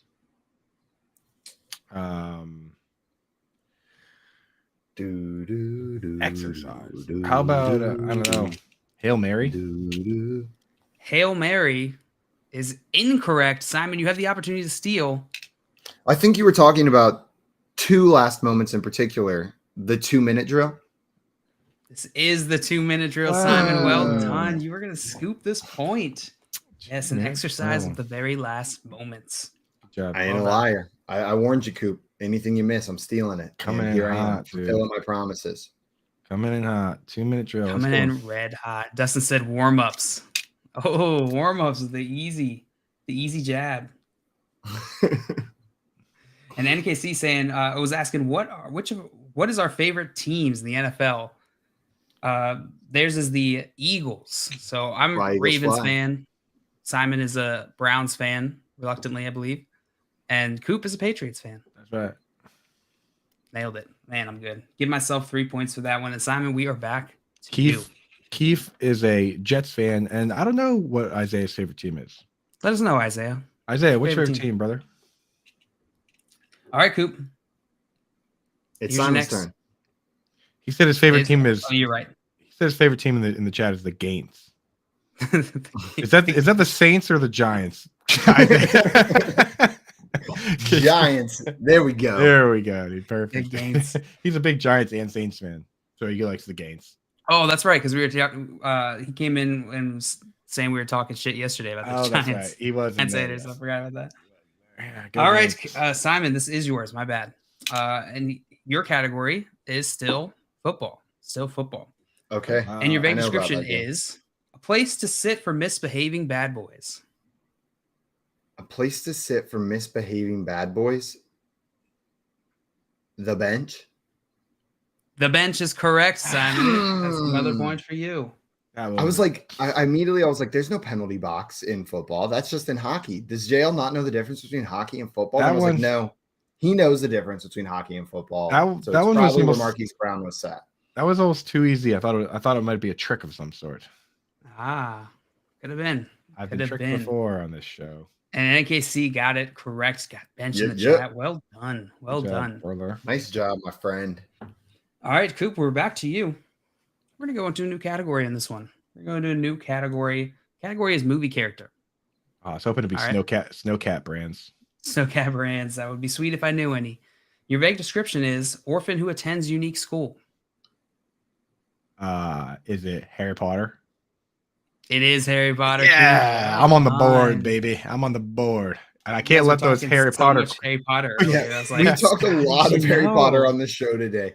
We've never talked about Harry Potter on this show before, and it's come up like 3 times now. I know. that's- I was like, what you guys doing? Did you look? Yeah, that's the. Well, that's our new segment, though, right? What was it? Chilling with Cho Chang. Chilling with Cho Chang. That's right. I forgot about that. And Dustin in the chat got it. He said, Harry Potter. Well done, Dustin. Dusty. Probably thinks this is still warm up. Dustin's too smart for us. What's your And- favorite Harry Potter book? 7. Well, yeah. 7. It's a good 7. one. I think I like 4. Half-Blood I think- Prince is I really think I like good. 4. I like the Prisoner of Azkaban, where It's 3. I'm 3 with is you. Prisoner of the Azkaban. one where they ride Buckbeak. That's the one.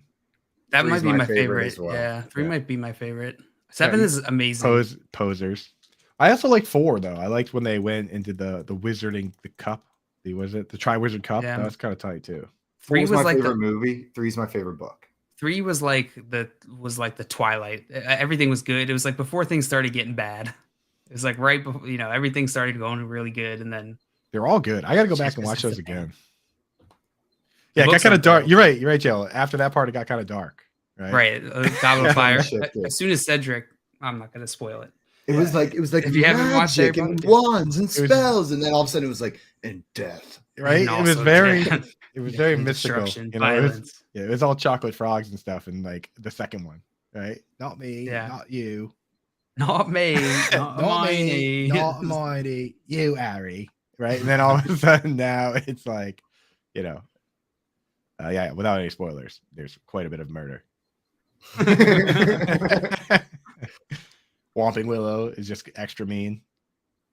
And Nick said, Goblet of Fire. And he said, that was quick, Coop. Good morning, fellas. Good morning, Nick. Good to see you, my friend. He said, Morning, 2 Nick. would have been legit if they had the headless hunt in the movie.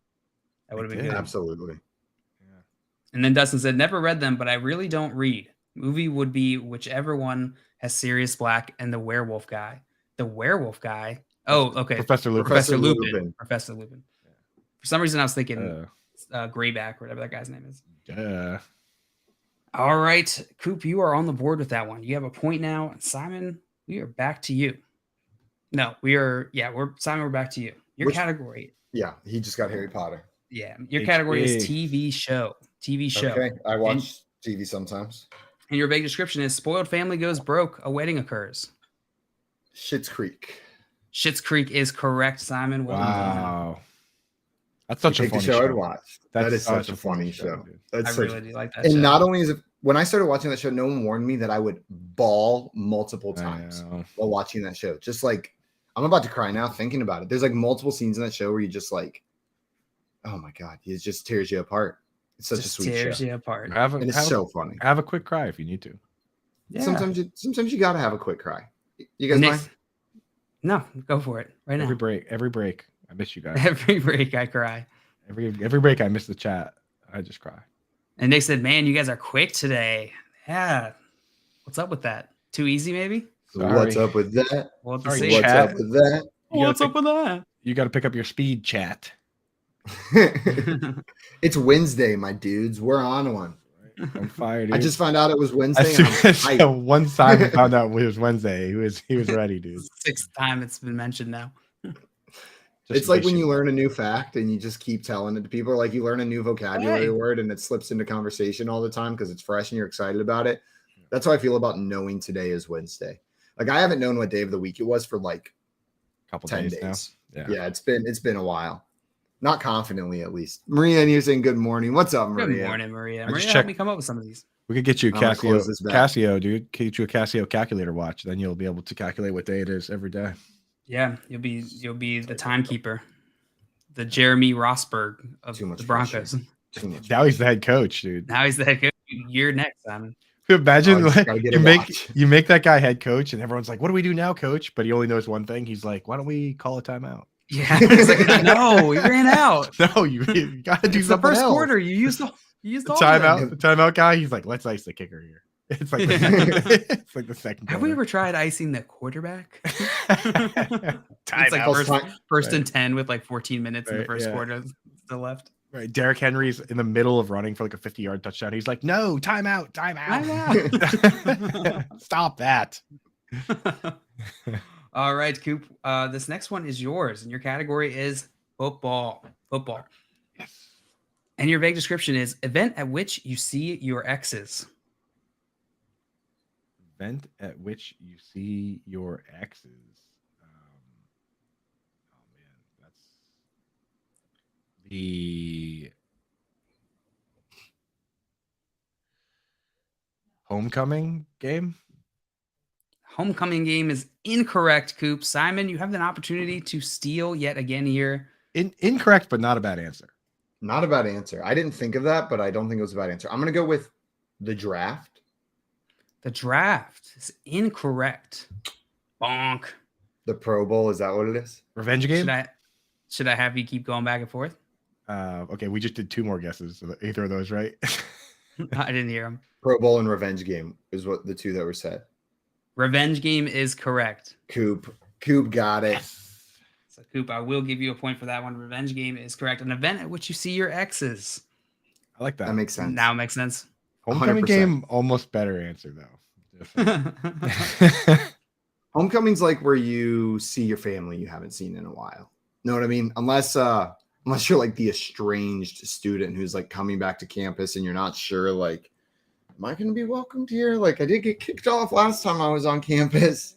And then everyone's like, there, yeah, very specific. And everyone says, there he is. There's Simon.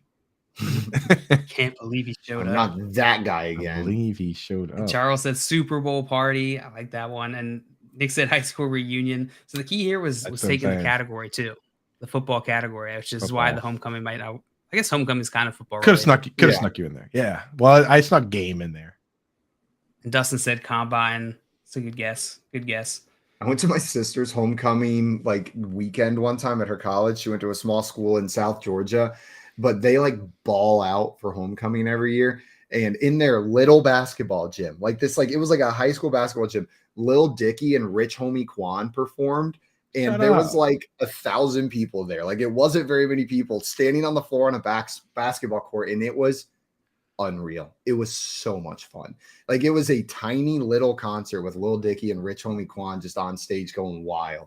That's awesome. Gata was up there hyping up Lil Dicky, JL. Gata. That's Give tight. me some Gata. All right, Simon, we're back to you. Let's do it. Your category is football. And your vague description is a pause to buy junk. A TV timeout. TV timeout is correct. I would have also accepted commercial break or halftime. Okay.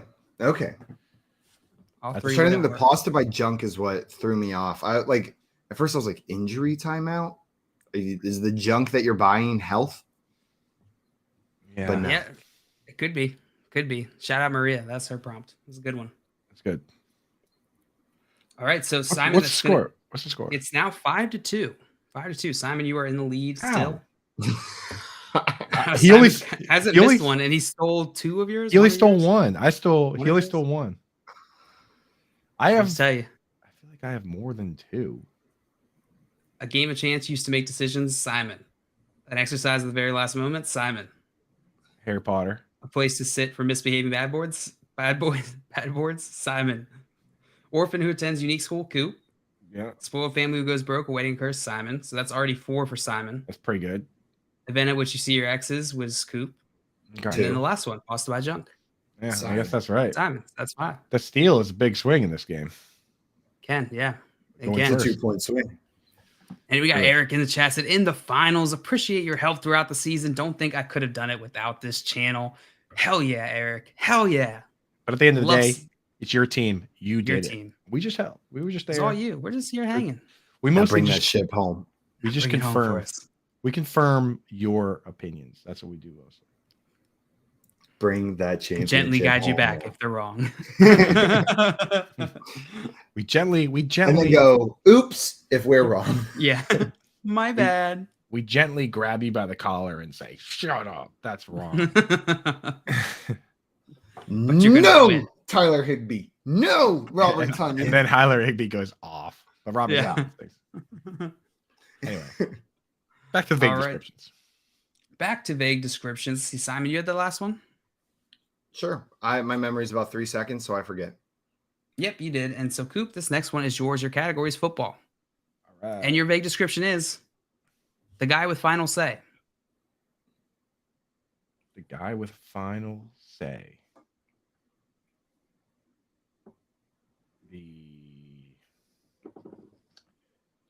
The referee. The referee is incorrect. Simon, you have the opportunity to steal again. The guy with the final say. Would it be whoever they're talking about when they say, let's go to New York? Is that your final answer? Yeah, it's like the review guy, but I don't know who it is. That is also incorrect. Coop, I'll give you the opportunity to take your point back. Is it the head coach? It is not the head coach. Simon, one last opportunity. Is it Mary, for her hail? Married for her ale is incorrect. Damn The answer is Roger Goodell, NFL commissioner. Oh, he does have the final say. Okay. All right. That's fair. That makes sense. I mean, I think Mary was a good answer, but whatever. It's pretty good. The chat did not get it. The chat was unable to get. Nobody got this one, so a little tougher on that one. Yeah. The guy. I like when they're tougher. I like when they're tougher though. Coop loves the challenge. He lives for it. Me too. Me too. Back give me an easy one. Give him a tough one, and give him a tough one. Then back to Harry Potter for me. All right, Simon. This next one is for you. Your category is profession. Okay, I know about those. People have jobs. And your vague description is a person who can get into anything. A locksmith. A locksmith is correct, Simon. Well done. Very cool. Nailed it. And Coop, your last one. You ready? The category is football. I'm ready. I need this one. Your vague description is a desperation move. That's a Hail Mary. Hail Mary is correct, but I would have also accepted a lateral. Okay. Oh, dude, not cool. We're sticking with Hail Mary. Lateral, touchy subject here with us Patriots fans for multiple reasons now. So let's just stick with Hail Mary. Yeah, full of grace. So this is ultimately going to be Simon's game 6-3. 6-3. Well done, guys. Came out firing today, Simon. You said you were. I feel like I was a loser. Like I was the perennial loser on the show for a while, but I've been on a bit of a hot streak. You didn't miss a single one. In fact, you stole 2 of Coop's. Yeah, we can't. Killing it. I think the mistake was letting him know that it was actually indeed Wednesday today. Yeah, this is a big mistake. When I know the day of the week, watch out. If I am aware of what day it is before 4 p.m., God, the world's in trouble. The rumbles. Needed that confidence. Also, you know what else I think has been helping? I never changed the clock on my computer back from Eastern to Central time zone. So I think it helps with my general demeanor. I look down, it's 8:30. It's not 7:30. It's a totally normal time to be up and doing stuff. We're good to go now. I got an hour back. And when I change that clock back at like 1, I'm going to be like, oh my God, it's only noon. And then I got the whole day ahead of me. Man, what a Wednesday. That works out really well until you have a meeting or something with someone. And you're like, well. All of your meetings. Yeah. You have a job interview and you're just like, well, they're like, you're an hour late. And you're like, well, I don't believe in time zones. So let's proceed. I joke, but I truly that's the worst way to start in time zones. They should not exist. Everyone should operate on the same 24-hour clock, and the time should just mean something different everywhere, like they do with months. Simon, I meant to send you 538 had a whole article on this. Did they? About why it's actually much more complicated than you think. Well, and I read it. I went into it. Nate Silver know. I went into it with that exact attitude of like, nah. When I was looking, and then I read it, and I was like, nah. I'm going to read it obstinately, and I'm going to probably agree with a lot of what they say, and I'm still going to hold my opinion because this is the one thing I refuse to be educated on further. I hate time zones. The problem, so there's some worlds where you're going to run into trouble, like finance, for instance. But the one I had trouble with when I was traveling around Europe, trying to pin down when the hell this show was so I could call in. See, but if you just knew it was at 7 everywhere on the clock, it always says the same numbers, then you're good to go. Then I would know. Yeah, some places it was at 10 in the morning, some places it was at 2. Usually I could find you guys. Where I really had trouble was I kept trying to call in on like Saturday, and I'm just like the days, just like Simon. Who are these guys? Who are these fellas talking about college foosball here? I don't know these guys. Campus. Also, I see Nicholas down here saying playoff Simon in full effect. Playoffs. Yeah, Simon, it is December playoffs. Simon. When it gets chilly, Simon comes out to play. That's what's going on. You're like Derrick Henry. You just heat up. Well, I guess he's hurt now, but typically you just heat up at the end of the season. Oh, he's heating up though. Just wait till he comes back. And it's more of a precautionary thing that he's not playing this week, from what it sounds like. They don't need to win this game. It all comes down to week 18 anyways. So why worry if he's a little bit injured? Like if this was an important game, I think Derrick Henry would be playing.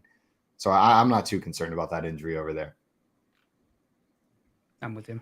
Agreed. We had a question come in here from Eric, guys, that I wanted to hit. He said, literally nothing on waivers for wide receiver, which leaves me to just choose Slayton or DPJ in PPR. Coop, would you be starting Darius Slayton or Donovan Peoples-Jones in PPR this week? Let me check my rankings. Darius Slayton or Donovan Peoples-Jones. I have I have for this week. So I moved Donovan Peoples-Jones way down last week, but I actually have him back up at wide receiver 41. I have Slayton at 43. So I would be going with Donovan Peoples-Jones.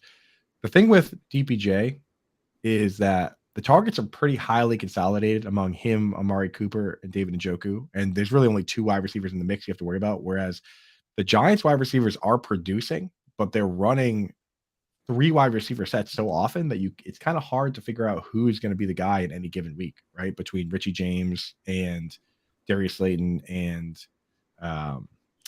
Isaiah Hodgins, right? So last week, Isaiah Hodgins and Richie James were the guys that got all the targets, and Slayton only got a couple. This week, it could be Slayton. I don't know if I love that. And I'm a little worried that Slayton's going to get locked down by former Defensive Player of the Year, Stephon Gilmore. John Luke, are you agreeing here? Are you going DPJ or are you going Darius Slayton? Yeah, that's DPJ for me as well. I agree with Coop. You know, this matchup isn't as good, but I think we're going to see Donovan Peoples-Jones and Deshaun Watson starting to see that relationship click a little bit more, and we're not expecting poor weather. So right, you got to make a bet one way or another here. You got to make a bet that connection with Deshaun Watson and DPJ is going to start clicking, or you got to make a bet that Darius Slayton's going to be the receiver that's featured in this game. I'm going to take the Darius Slayton bet. Like, I understand taking the DPJ side, but it's not a guarantee for either of these guys. I've seen Darius Slayton do it with his quarterback multiple times throughout the season. It's the matchup's not great for either one of them, so I'm just gonna take the guy I've seen do it and hope that it's a Darius Slayton week. But there's a lack of confidence there. But it's not like there's DPJ with Deshaun Watson's been inspiring a ton of confidence either, right? Right. I'll be on the Slayton side, but I get it. I want to start DPJ. He's more fun to start. I feel like there's the potential for a Will Fuller-esque game like we've talked about before with him, but Darius Slayton may be a bit safer. Yeah. Scott Fish in here, JL said, Stephon Diggs attended 2 years of culinary school after graduating. What have you done since high school? Started a YouTube channel. How's that going? Pretty impressive, right? Owns a juice mug. Owns a juice mug. That's actually has a juice mug that he doesn't own in his hand as well. That's not your juice. Did 3 push-ups. 3.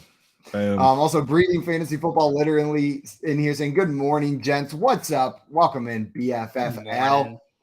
And Nick in here said, got Dotson, bro. Heck yeah. Let's nice go. job scooping Dotson off the waivers. And Calvin, what's up, Calvin? Said, morning. Non-PPR flex, Pacheco, Swift, or Akers? Non-PPR. Get Swift out of my face then, brother. Pacheco and Akers, they start for their team. They lead in carries. But I think I'm going to go Akers here, man. I don't know about you guys, but he's been playing a good amount, and he's got that role locked down. Whereas Pacheco, he's getting the carries, but Jerick McKinnon gets all the fun plays, it seems. He gets the pass plays, and it's like Pacheco's Zeke and Jerick McKinnon's Tony Pollard. But Swift, I mean, how can you trust that guy, especially in non-PPR? They have Jamal Williams is the hammer over there, scoring all the tutties. Cam Akers is playing the Chargers, one of the best matchups for opposing running backs, and Isaiah Pacheco is playing the Denver Broncos, a not so great matchup for opposing running backs. I'm with you. I hate saying it, but it's Cam Akers for me. Hey, man, the Broncos have been better since trading away Bradley Chubb. But your point still stands. Chargers are a better matchup.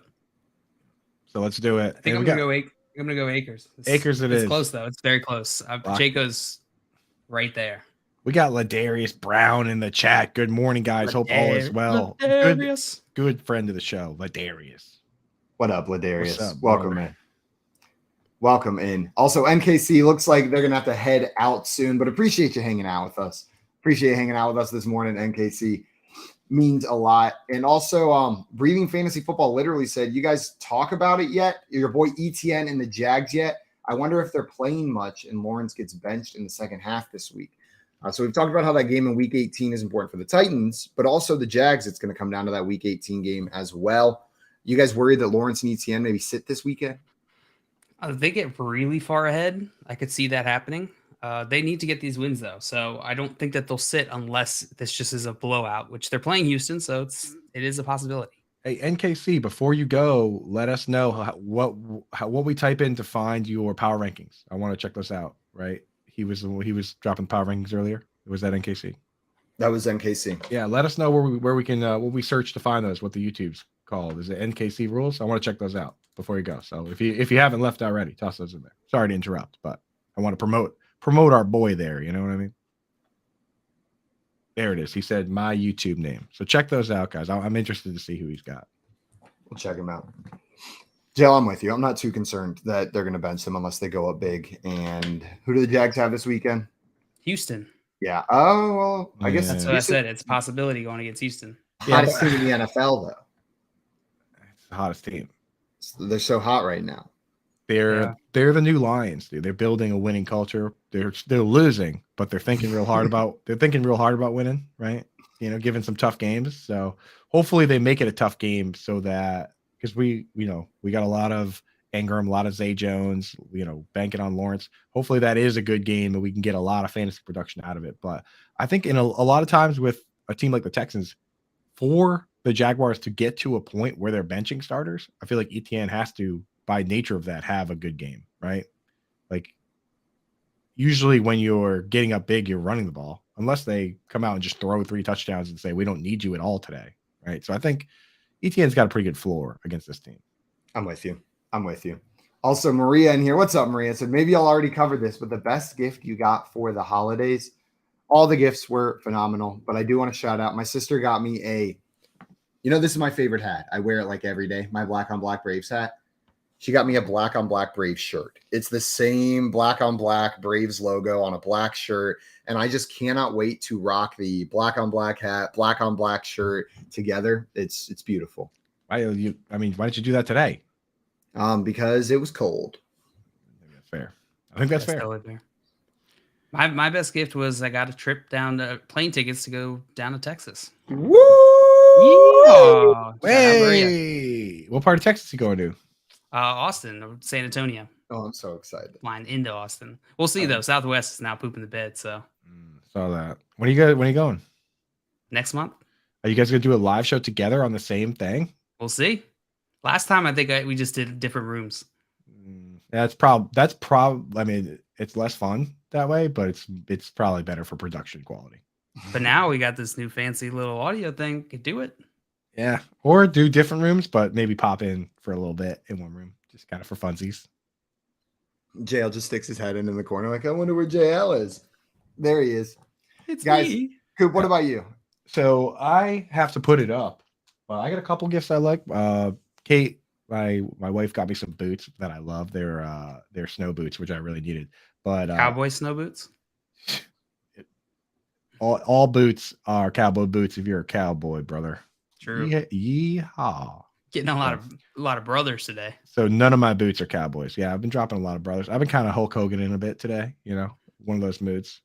It's dropping a lot of Wednesdays as well today, But so now I won't say brother again. Let's note if I do. But the other thing I got that I'm going to hang up on the wall, I think right below the calendar there on the door, there's some space, is my auntie Coopy got me a new picture of my all-time favorite NFL player. Do you guys remember who that was? Ben Coates. Dan Marino. So close. Sammy Coates. Again, close. Maybe Cam Scott. Akers. Maybe Scott. Jordan Leggett. Maybe Scott Fish would know in the chat because Kamal Nanjiani. he and I really like this. It's actually shirtless Kamal Nanjiani. I Thank knew you. That's exactly what it is. Ernie. It's Earn Dog. Shirtless Oh, sorry. I meant from Bert and Ernie. Shirtless Earn Dog. Shirtless Ernie from Bert and Ernie. Yeah. No, he was a running back and he's retired now. And he played for LaDainian Tomlinson. And he played for the Lions. And he retired. Barry Sanders. There it is. Barry Got it. Sanders. Yes, Barry Sanders. My First try. My favorite all-time player. Second favorite shirtless Earn Dog. Third favorite Tom Brady. So yeah, got a Barry Sanders picture. There's Dustin in the chat. He knows. That's sick. So yeah, gonna hang that up. Maybe I'll hang it up during the break if we have breaks on the show. Dustin said just keep switching rooms every break. Just reset up in different parts of your house. Tommy said you got a nude picture of Barry Sanders. I mean, if anyone could procure that, I imagine Tommy would be the guy. that could get his hands on it, right? Tommy's like, how'd you get that? I thought I had the only one in I thought I had the only existence. one. Tommy would create like an NFT card where when you like look at it through certain glasses, it turns nude. Like that. I think Tommy's got that Oh technology. God, we're gonna get one of those of us, aren't we? only He's a gonna matter of show up. time. Whoa, JL. Wait, you guys didn't send your nude pics to Tommy when he asked? I've been sending one every week. I've been sending one. He's been having me send one every week. For work. Also, I see NKC in here saying, is his fave team the Braves of MLB teams? Yeah, the Braves are the MLB team I follow, but I'm going to be honest, I'm not a good baseball fan. This year you will. I start following close to the playoffs, but this year we're making a commitment. We're going to follow baseball this year. We're gonna do a league. We're going to do a league. We're going to get into it. Yeehaw. Is that convincing? Hardball boys. Coming up, we are going to build a DFS lineup for this Sunday's games. We've got some made-up quotes to try to identify to the best of our ability. And then we're going to talk some Dynasty trade values as well using the Trade Daddy, aka Peaked in High School's charts. You're listening to the Front Yard Fantasy Morning Show here on Better Sports Network.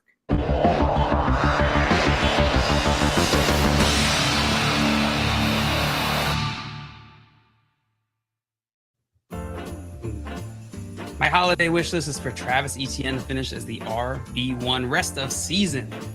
That injury's got to be nothing, and Josh Jacobs needs to be a top 3 running back down the stretch. I need the Broncos to finish with a better record than the Raiders. Otherwise, I need to eat a tomato live on camera like it's an apple.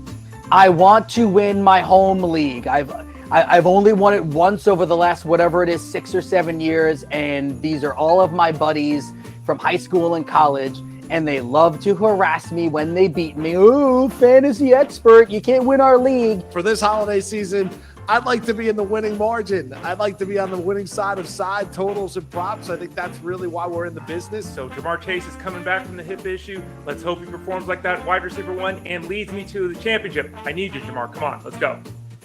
I am the sucker that still owns Russell Wilson in a 2 QB league. Here's all I ask. And it's like a lot of Christmas wishes. It's kind of a long shot. You don't expect it. It wouldn't be something you wake up and say it's going to happen. But Russell Wilson, I only need like 80% of your career norm. I need the Falcons to run the table so I can win my Arthur Smith as Coach of the Year bet, which is not looking amazing right now, but you never know. The Dallas Cowboy World Championship future cashes in 2023. ETN is a guy that I really need to thrive here in the fantasy playoffs to win a couple of championships. Need Zonovan Knight, even if Michael Carter's there, to be the beast running back that he can be for the remainder of the year for me to have any shot at winning a title this year. I need Najee Harris to get healthy. I'm over-invested in Najee Harris. As excited I am about my fantasy team, I'm even more excited about the Dallas Cowboys right now. I need Rachaad White to keep doing what he's doing and keep Leonard Fournette on the bench. I hope it's Mahomes and Kelsey getting all the targets there. That's my wish. Please allow me to win at least one of those big money leagues. Well, my holiday wish is for Lamar Jackson to get healthy. I'm in first place in one of my fantasy leagues, and he's my quarterback. So without him, I could be in trouble. I have a lot invested in the Philadelphia Eagles. I just need them not to rest my fantasy players week 17.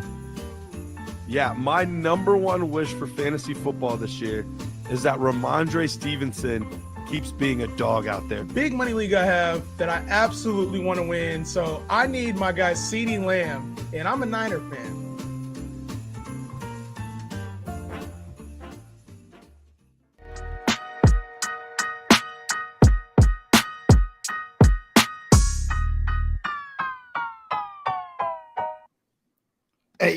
Hey, what's up, everyone? Welcome back to the Front Yard Fantasy Morning Show here on Better Sports Network. We just wrapped up a game of vague descriptions. Guys, we've got some more coming up for you. We're going to build a DFS lineup, play some made-up quotes, and then talk Dynasty trade values as well. Before we get into that, I see some comments in the chat I wanted to get to. BFFL, Breathing Fantasy Football Literary, said, you guys are aware if the Jags lose this week and Titans win, it doesn't matter. Week 18 between them decides the division. And then I don't understand why Lawrence and Fam are going to play heavy snaps this week. It doesn't make sense. I know it doesn't matter this week if they win. But with a young quarterback, young running back who's on fire, I can't imagine they just bench them for the entire week. You know what I mean? You want to get them the reps, get them the snaps. 2 full weeks off before a game to decide the division does seem risky. Now, a second half benching, if they're winning this game, I can see it. But I get what you're saying, BFFL. I wouldn't be shocked if they said after the first quarter, we're just pulling these guys. It's okay if we lose. That wouldn't be a shocking thing. I'm just not expecting it that early in the game. Yeah, I'm with you. And BFFL said, nice intro for wish lists. We got some wish lists happening, though. The Josh Jacobs didn't quite bring me to the promised land down the end of this season. Didn't quite work out. And I see NKC over in the BSN chat now. Meandered their way on over to the BSN chat. Welcome in. Glad you're still hanging with us. Oh, and EJ. I knew your name was EJ. You've come up and hung out with us on the show before, BFFL. EJ's called in and hung out with us on here before. Hey, baby. Yeah, and in the chat, there you go, dude. Benedetti Giorgio. NKC rules. I'm going to check out that video. I got it queued up here, so I'm going to check it out right after this, the power rankings. You guys ready to build a DFS lineup for this Sunday slate? Let's do it. Yeah. Let's do it. And how do we want to do this? Do we want to do it? I do quarterback, wide receiver, Jail does running back, Coop does tight end, and then we decide on the filling pieces, or do we want to mix it up this week? I say we do that since I write the DFS tight end article, so I've already kind of perused it a bit.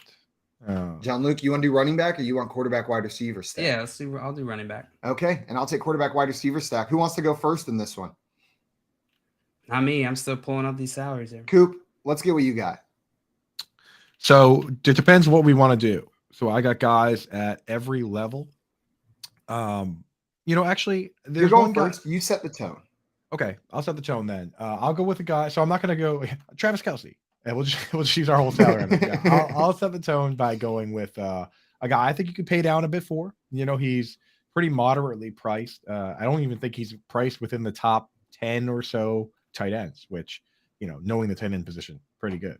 But we've got a guy. He's going against we'll see if you can guess what player this is. He's going against a bottom 5 team versus tight end. He plays virtually every snap. In fact, the 3 games leading up to this last one, he literally played 100% of the snaps. And the last time he played this team, they're in the same division. The last time he played this team, he had a 35% target share and scored 2 touchdowns. So any idea who I might be talking about here? 35% target share. So the 35% target share might throw you off, JL. They only threw 20 times. So he got 35% is like 7 targets. But 7 targets is pretty good for a tight end. Yeah. So he got 7 of 20 targets.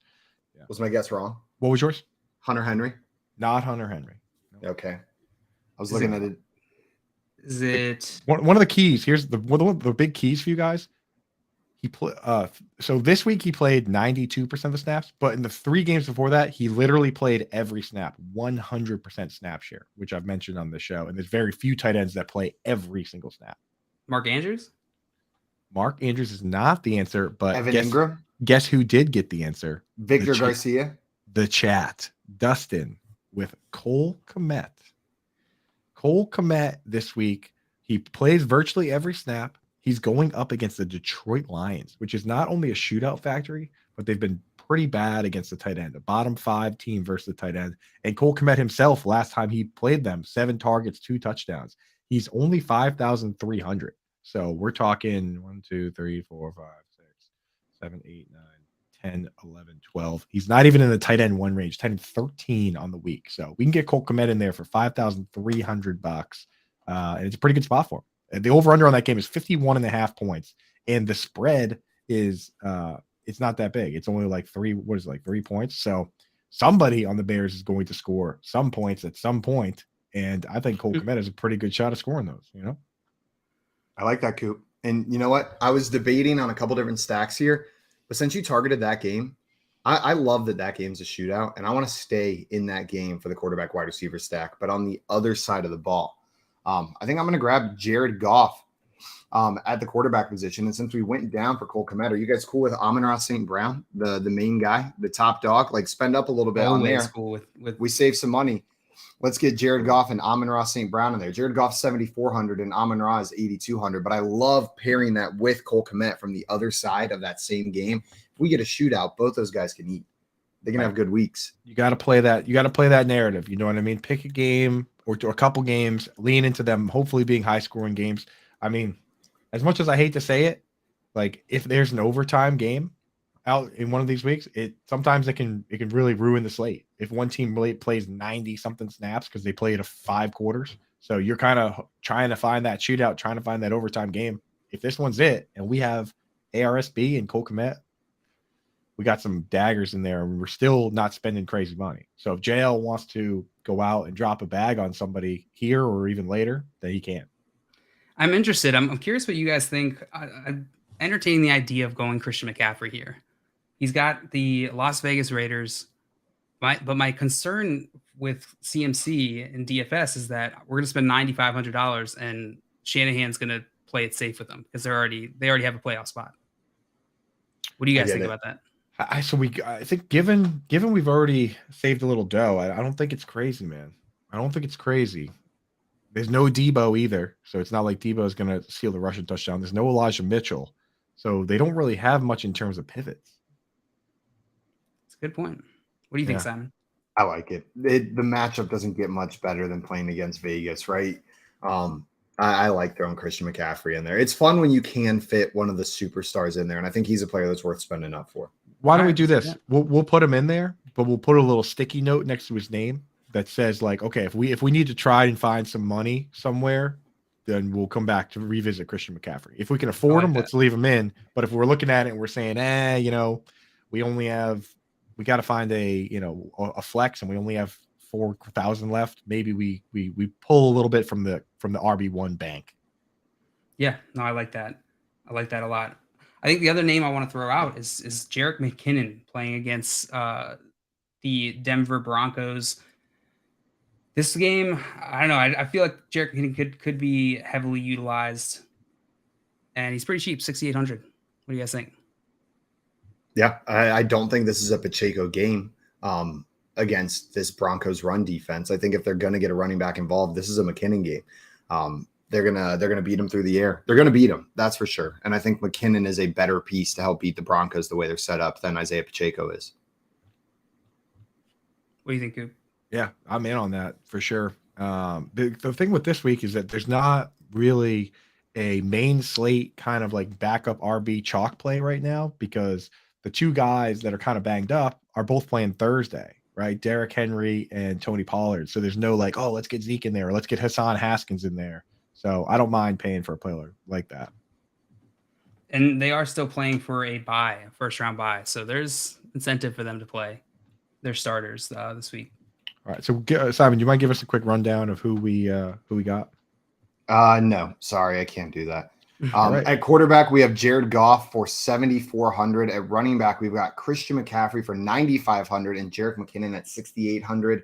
At wide receiver, we've got Amon-Ra St. Brown at 8,200 and Cole Kmet at tight end for 5,300. We need 2 wide receivers, a flex, and a defense, and we've got an average of 5,700 remaining per player. So we need to find some gems. We need to find some sleepers for this week.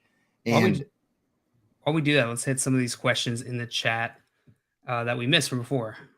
And then while we're doing that, we can look to see if there's any other players that stand out. Victor in here asks, will the Bears get the number 1 pick? The Texans play the Jags and Colts the last 2 weeks. Maybe the Jags bench their starters. The Bears play the Lions and Vikings, both road games. What do you guys think? Run it back for me. Will the Bears get the number 1 pick? And he's just adding context to that. The Texans are playing the Jags and Colts the last 2 weeks. Maybe the Jags bench their starters. The Bears play the Lions and Vikings, both road games. I think it's still the Texans' pick to lose. This team, even if they're playing teams, resting some of their starters and stuff, this Texans team is bad. If I had to put my money on it one way or another, it'd be on the Texans. But I could see the Bears getting it.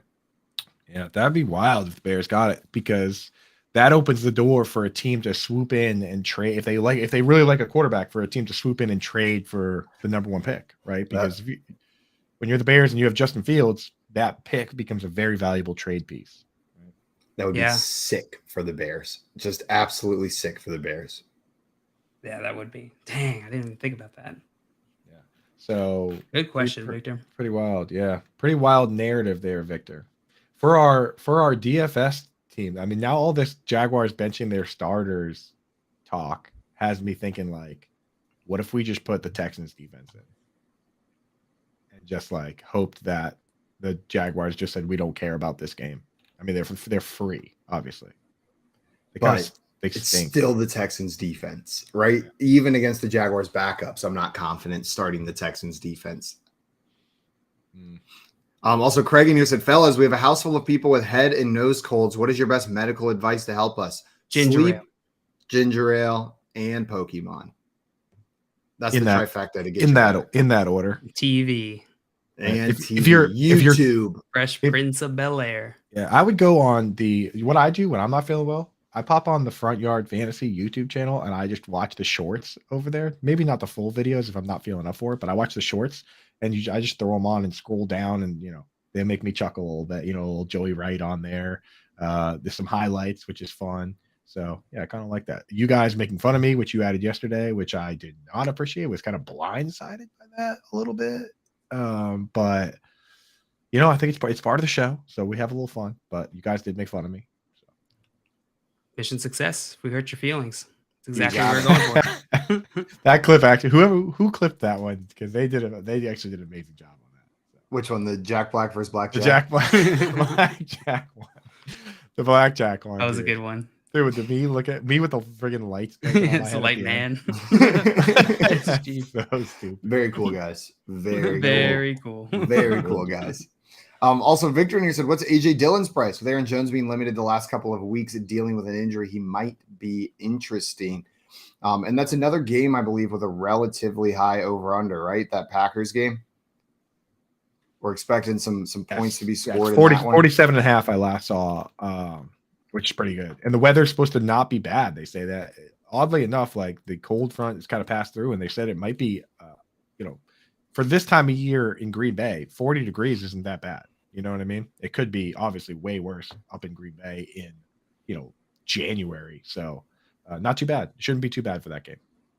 Yeah. And the price for AJ Dillon is set at 7,200. So it's still not like wildly cheap, but we could save some money throwing him in the flex spot. We need 2 wide receivers and a flex. I was thinking of another player from this game, and I saw someone in the chat mention it earlier. I can't remember who. I think it was EJ, BFFL, bringing it back up. Romeo Doubs is an interesting piece to play in this potential shootout with the Vikings as a cheaper wide receiver option to save some money on. Getting Romeo Doubs in there instead of a Christian Watson. What do you guys think about that? We're going to have to save some money somewhere. We're going to need things to hit. I only like it if Christian Watson is out, because when Christian Watson plays, Alan Lazard and Christian Watson play the full snap shares. Romeo Doubs and Randall Cobb kind of split. When this week Watson got banged up, that's when Doubs went out and played the full snap share. If Watson's out, I like it, but I'm not going to play Doubs if Watson's playing. Do we have an update on Christian Watson, whether he's going to play or not? He's day-to-day with a hip injury ahead of the Week 17 game against the Vikings. So I say we get him in there. Day-to-day right now on Wednesday. Like if he doesn't practice today, if he's does not practice today, then I think we can feel pretty good about it. So why don't we put him in there and see what it looks like, at least for the time. 5,900, it saves some money. Now, if we don't want to do the crazy move with I like to get a defense in at this stage when I'm building my lineups, when I have like 2 spots left, or usually I do it when I have 3 spots left, because it gives you defenses are always much cheaper than the other players. It gives you a much better idea of what you have left to spend on your last couple guys. Like right now, it doesn't feel like we have much, average 5,600, but when we put a defense in there for like 3,000 or whatever, we're going to get a better idea. So I got some defensive suggestions. I want to see what you guys think. One, we can play into the Houston Texans narrative that the bench their starters. That's a full pay down, 3,100. It's the second cheapest defense on the slate. You're not going to start like Vegas versus San Francisco or, the Saints versus Philly, right? So, you don't go that far. The other one, oddly, is the New England Patriots. Even when they lose, even when they let up like 20 points, they are, usually turn the ball over. They've been getting after the quarterback. Matthew Judon and Josh Uche are all over the QB, and they've been generating points via, interceptions for touchdowns, kick returns. Like the defense has been, as far as the fantasy defense goes, they've been scoring a lot of points. In fact, if you look at points per game this year for defenses, in FanDuel scoring, they are the number one scoring defense. They scored more. They're scoring 11.4 points per game. The next closest team is under 10 at San Francisco, then Eagles, then Baltimore. You're kind of chasing touchdowns to a certain degree, but you get a backup quarterback in Teddy Bridgewater, who, has thrown 3 touchdowns and 3 interceptions this year. He's only played 2 games. He threw 2 touchdowns in one, threw an interception in another. So I think it's a pretty reasonable play, the Patriots this week, going up against the backup QB. I don't mind it. The only other one I was going to bring up, and I think I like the Patriots more, is the Browns going against the Commanders. We're seeing news that Carson Wentz will be starting. He hasn't been great whenever he's been out there on the field. I know the Browns' run defense is fairly weak, but I think this is a spot where you could start them and save even a little bit more money over the Patriots. But I do think the Patriots are the better play. And they're not that much more expensive. What, Patriots are $4,000, Browns are $3,700. May I make a proposal here? Yes, do it. Propose to me.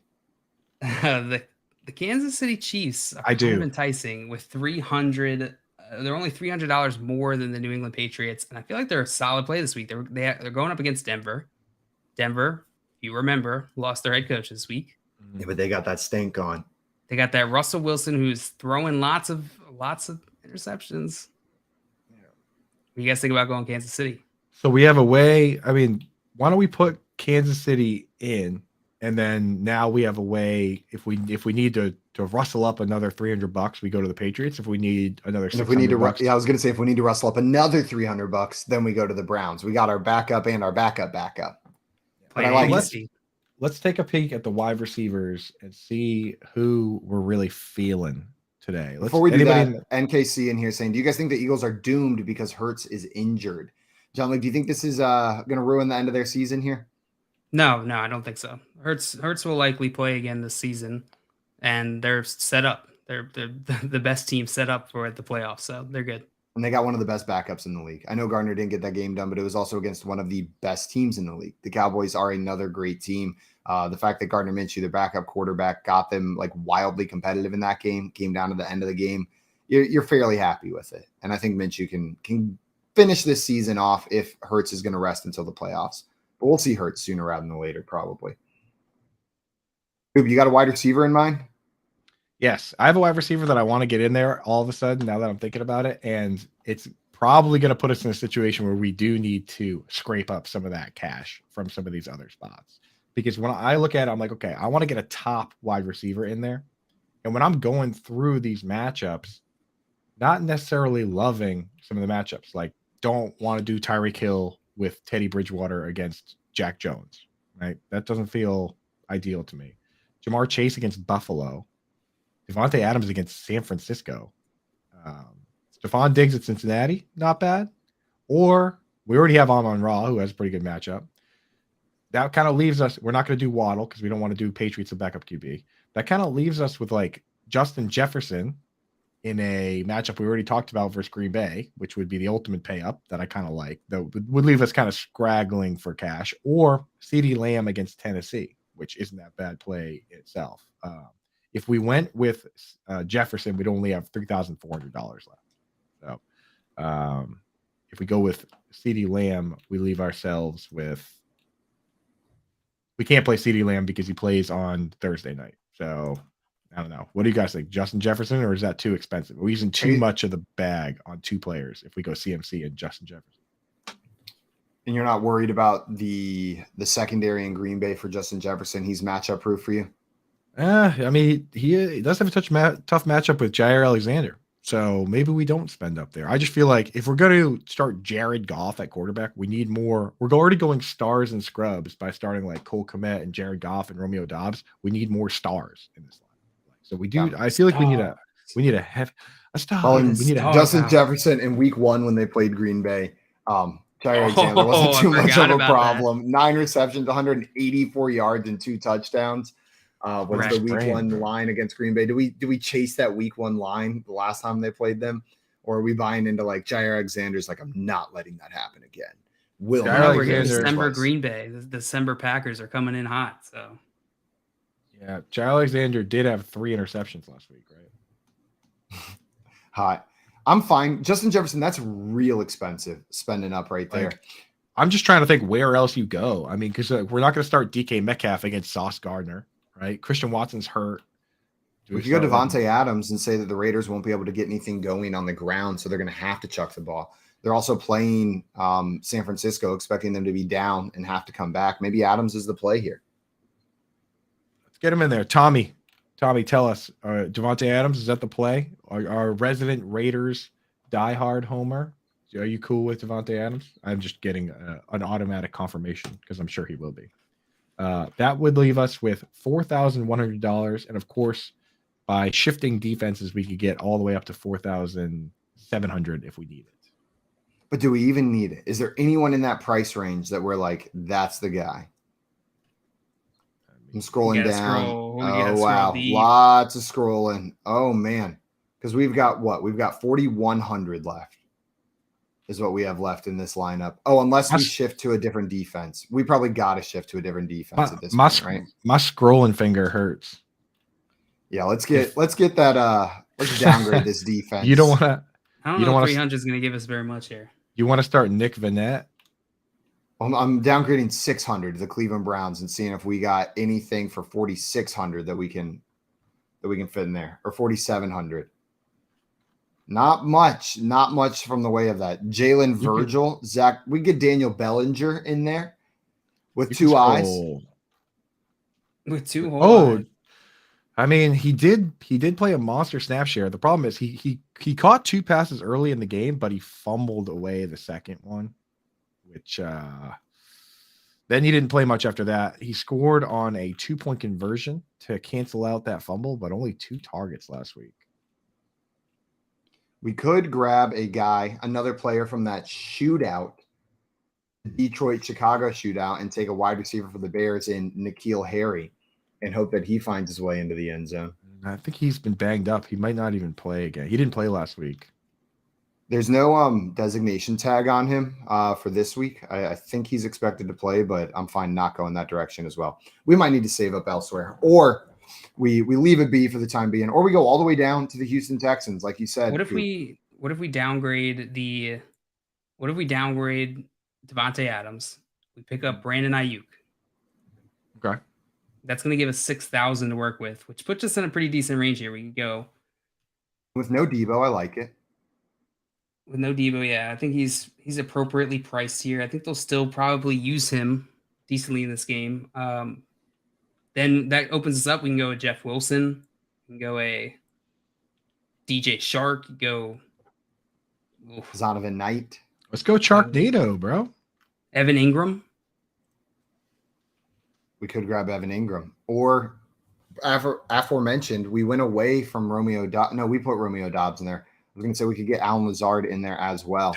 DJ, this is half PPR, which is DJ Chark's best format. His last 4 games are basically 98 yards, 94 yards, murdered in a dark alley by Sauce Gardner. So he had 1 catch for 18 yards. And then he comes right back and has 108 yards. So 3 out of 4 games, 90 to 100 yards. 1 bad game versus Sauce Gardner. Let's get the Charkster in there, dude. And we can still fit the Kansas City Chiefs defense in there with that lineup. I think we got it, guys. Double stack. The old Lions double stack. Ooh-wee. I mean, if we're going to win big money here, we need Jared Goff to throw multiple touchdowns. Why can't they be to our boys? Why they all got to go to Shane Zylstra this time? Yeah, I'm with you, Coop.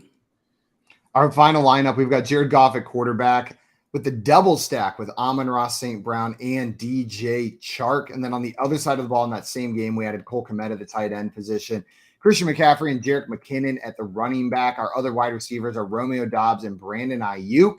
And then we've got Kansas City at the defensive slot. And we going to win some money with this one. Money, please. We got you, Coop. Please. I'm actually putting this lineup in. I just did on my screen. I don't know about you guys, dude. Dustin has a good point. Said, what's the difference between Fields and Goff? And you would still get the stack with Kmet in the shootout and the rushing upside. You might be speaking Simon's language. I'm fine getting Fields in there. I expect Jared Goff to throw for more touchdowns and have more passing touchdowns, more yards in this game. If I have confidence in an offense, it's that Detroit one. So I want pieces, ancillary pieces on the Chicago side, but I'll take the Goff and the receiver stack on that left side. I feel like the upside's higher with that stack than it is on the other side. And the difference is $1,000. So we'd have to make that money up somewhere. Oh, Anfield is more expensive. That's a great point, JL. We had a question from Better Jawlin in the chat saying Latavius Murray. What's up, Jordan? That's Jordan Allen, yeah. Saying Latavius Murray or Josh Reynolds in the flex spot, full point PPR. Where are you rolling, Coop? That's pretty gross, Jordan. But I can't trust Josh Reynolds. I'd rather just start Latavius Murray because he's a starter. Josh Reynolds, I just feel like it's only a matter of time until one game Jameson Williams, they're just like, you're ready. You're ready to play. And all it takes, because they have Chark now and because they have Amon-Ra St. Brown and those guys play full snaps, all it takes for Josh Reynolds to be irrelevant is for Jameson Williams to play 40% of the snaps, right? Because it's a very deep league, Coop. Sorry for making fun of your championship contending team. So yeah, I like if the more Jameson Williams plays, like even if it's 40%, now the max Josh Reynolds can play is like 50% because Khalif Raymond's going to creep in for some snaps too. So I don't really like Josh Reynolds anymore now that these guys are getting healthy. So give me Latavius Murray, as gross as that is. At least he's a starting running back. That's pretty cool. I'm rolling Latavius Murray as well, Coop. You nailed it. What about you, JL? Yep, Latavius Murray for me as well here. 3. Also, I see NKC in the chat wants us to start A.J. Brown. Not in this lineup. Didn't make it, but I do think A.J. Brown's a good play this weekend. That's another stud that you can pay up for in the studs and duds category. Or studs and... We should let the chat pick a team and do a head-to-head. Our team versus the chat's team. That would be fun. What were you saying, JL? The chat would crush us. Eric in here in the chat asking PPR, AJ Dillon or Zach Moss. Ooh, sneaky. Full PPR? Is that what he said? Yep. I'm probably rolling AJ Dillon. In this potential shootout over Zach Moss. Both of them potentially splitting, right? Neither one is the bona fide number one ball carrier on their team. Aaron Jones, as pointed out in the chat earlier, has been resting a bit over the past couple weeks, and I like the game. I like the Vikings-Packers game script. Yeah, so Packers have the Vikings. The Colts have the New York Giants. I kind of like Zach Moss. Here's the breakdown. Zach Moss played 36 snaps. Jordan Wilkins played 8. Deion Jackson played 8. And Zach Moss got 13 carries. Wilkins 1. Deion Jackson 0. I don't know. I think Zach Moss plays enough. What was he? You leaning Zach Moss? I don't know, because it's like the ceiling, the high risk, high reward play is Zach Moss, whereas AJ Dillon, we know what he is, right? Like for AJ Dillon to have super high upside, Aaron Jones needs to get hurt. It could happen, but otherwise he's just like a guy that he's going to have a decent floor and he might score. He might score twice, but he's not getting the bulk of the work like Moss is. And JL, can you break this tie for us? Yeah, I'm gonna go AJ Dillon in the shootout. Yeah, I'm gonna go AJ Dillon shit. It's the right setup for AJ Dillon play. And I think the Indianapolis Colts New York Giants game could be like a sneaky under play. This should just be a sneaky, like a low scoring game between these two not really powerful offenses. It feels gross. It feels gross for sure. Also, I see NKC and you're saying, what time does this live end? We go until 10 a.m. Eastern time. But after this, Moose and Keith comes on right after. There's a whole day of awesome programming here on BSN. But we are done at 10 a.m. Eastern time. And if you're enjoying what we're doing here, you should check out our YouTube channel at Front Yard Fantasy. Coop's mentioned our shorts a couple times. We've got the fantasy football game show. We've got fantasy football office hours, a bunch of different live shows, including this one and all of our shorts and pre-recorded content. You can head on over there, hit that subscribe button. Easiest way to show your support. And if you like what we're doing, there's more of it right there. But right now, you guys are listening to the Front Yard Fantasy Morning Show here on Better Sports Network. Join Corey Nando and friends, presented by Mayo Media, weekdays at 3 Eastern on Better Sports Network. Darren Ravel's here. I love tickets, man. That is my bet. I have a very hard time selling many of them, even if I know I'm going to make a ton of money. I just love the idea of the stories that tickets tell. You know, Darren, that's interesting because I got a ticket I was at Nats Park the night when Albert Pujols hit his 400th home run. And I remember saying to myself, I'm going to save the ticket. but I don't know where. I can't find it. And then when you mention that's exactly the problem. Yeah. Not only did the people who say they're because you didn't have a bulletin, like it's unlike cards, right? There's no place to put it naturally. Is it in your wallet? Is it in your shoebox? Is it on a bulletin board? Like that's been the problem. Like I have tickets that I got that like you could literally tell. I have one right here. The Jimmy Connors Aaron Crickstein match, right? The 5-setter, and you can literally tell that this was put on a bulletin board. You know, that's how it was saved. There's dots in there. But even the kids outside the ballpark that had the great idea as entrepreneurs to say, I'm going to ask people for $5, will you sell me the ticket? Those guys couldn't even hold on long enough for this market to hit. Like those guys had the foresight and it still didn't work. So that's part of the complexity of tickets, which are so cool. Front Yard Fantasy, weekday mornings at 7 Eastern on Better Sports Network. We are joined by a very special guest now. We've got sports radio legend.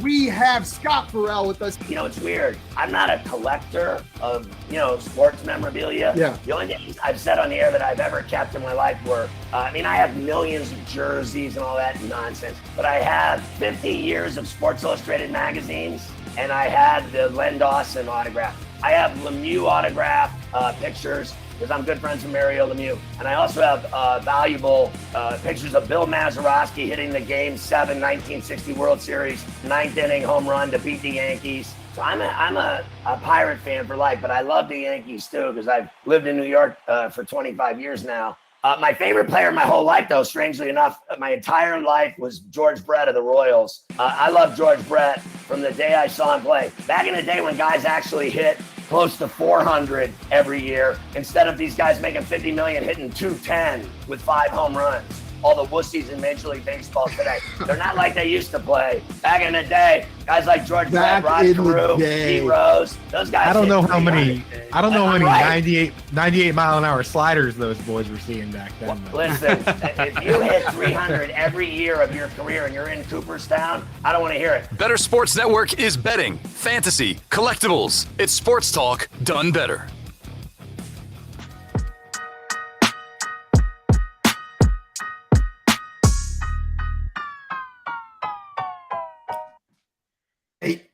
Hey, what's up, everyone? Welcome back to the Front Yard Fantasy Morning Show here on Better Sports Network.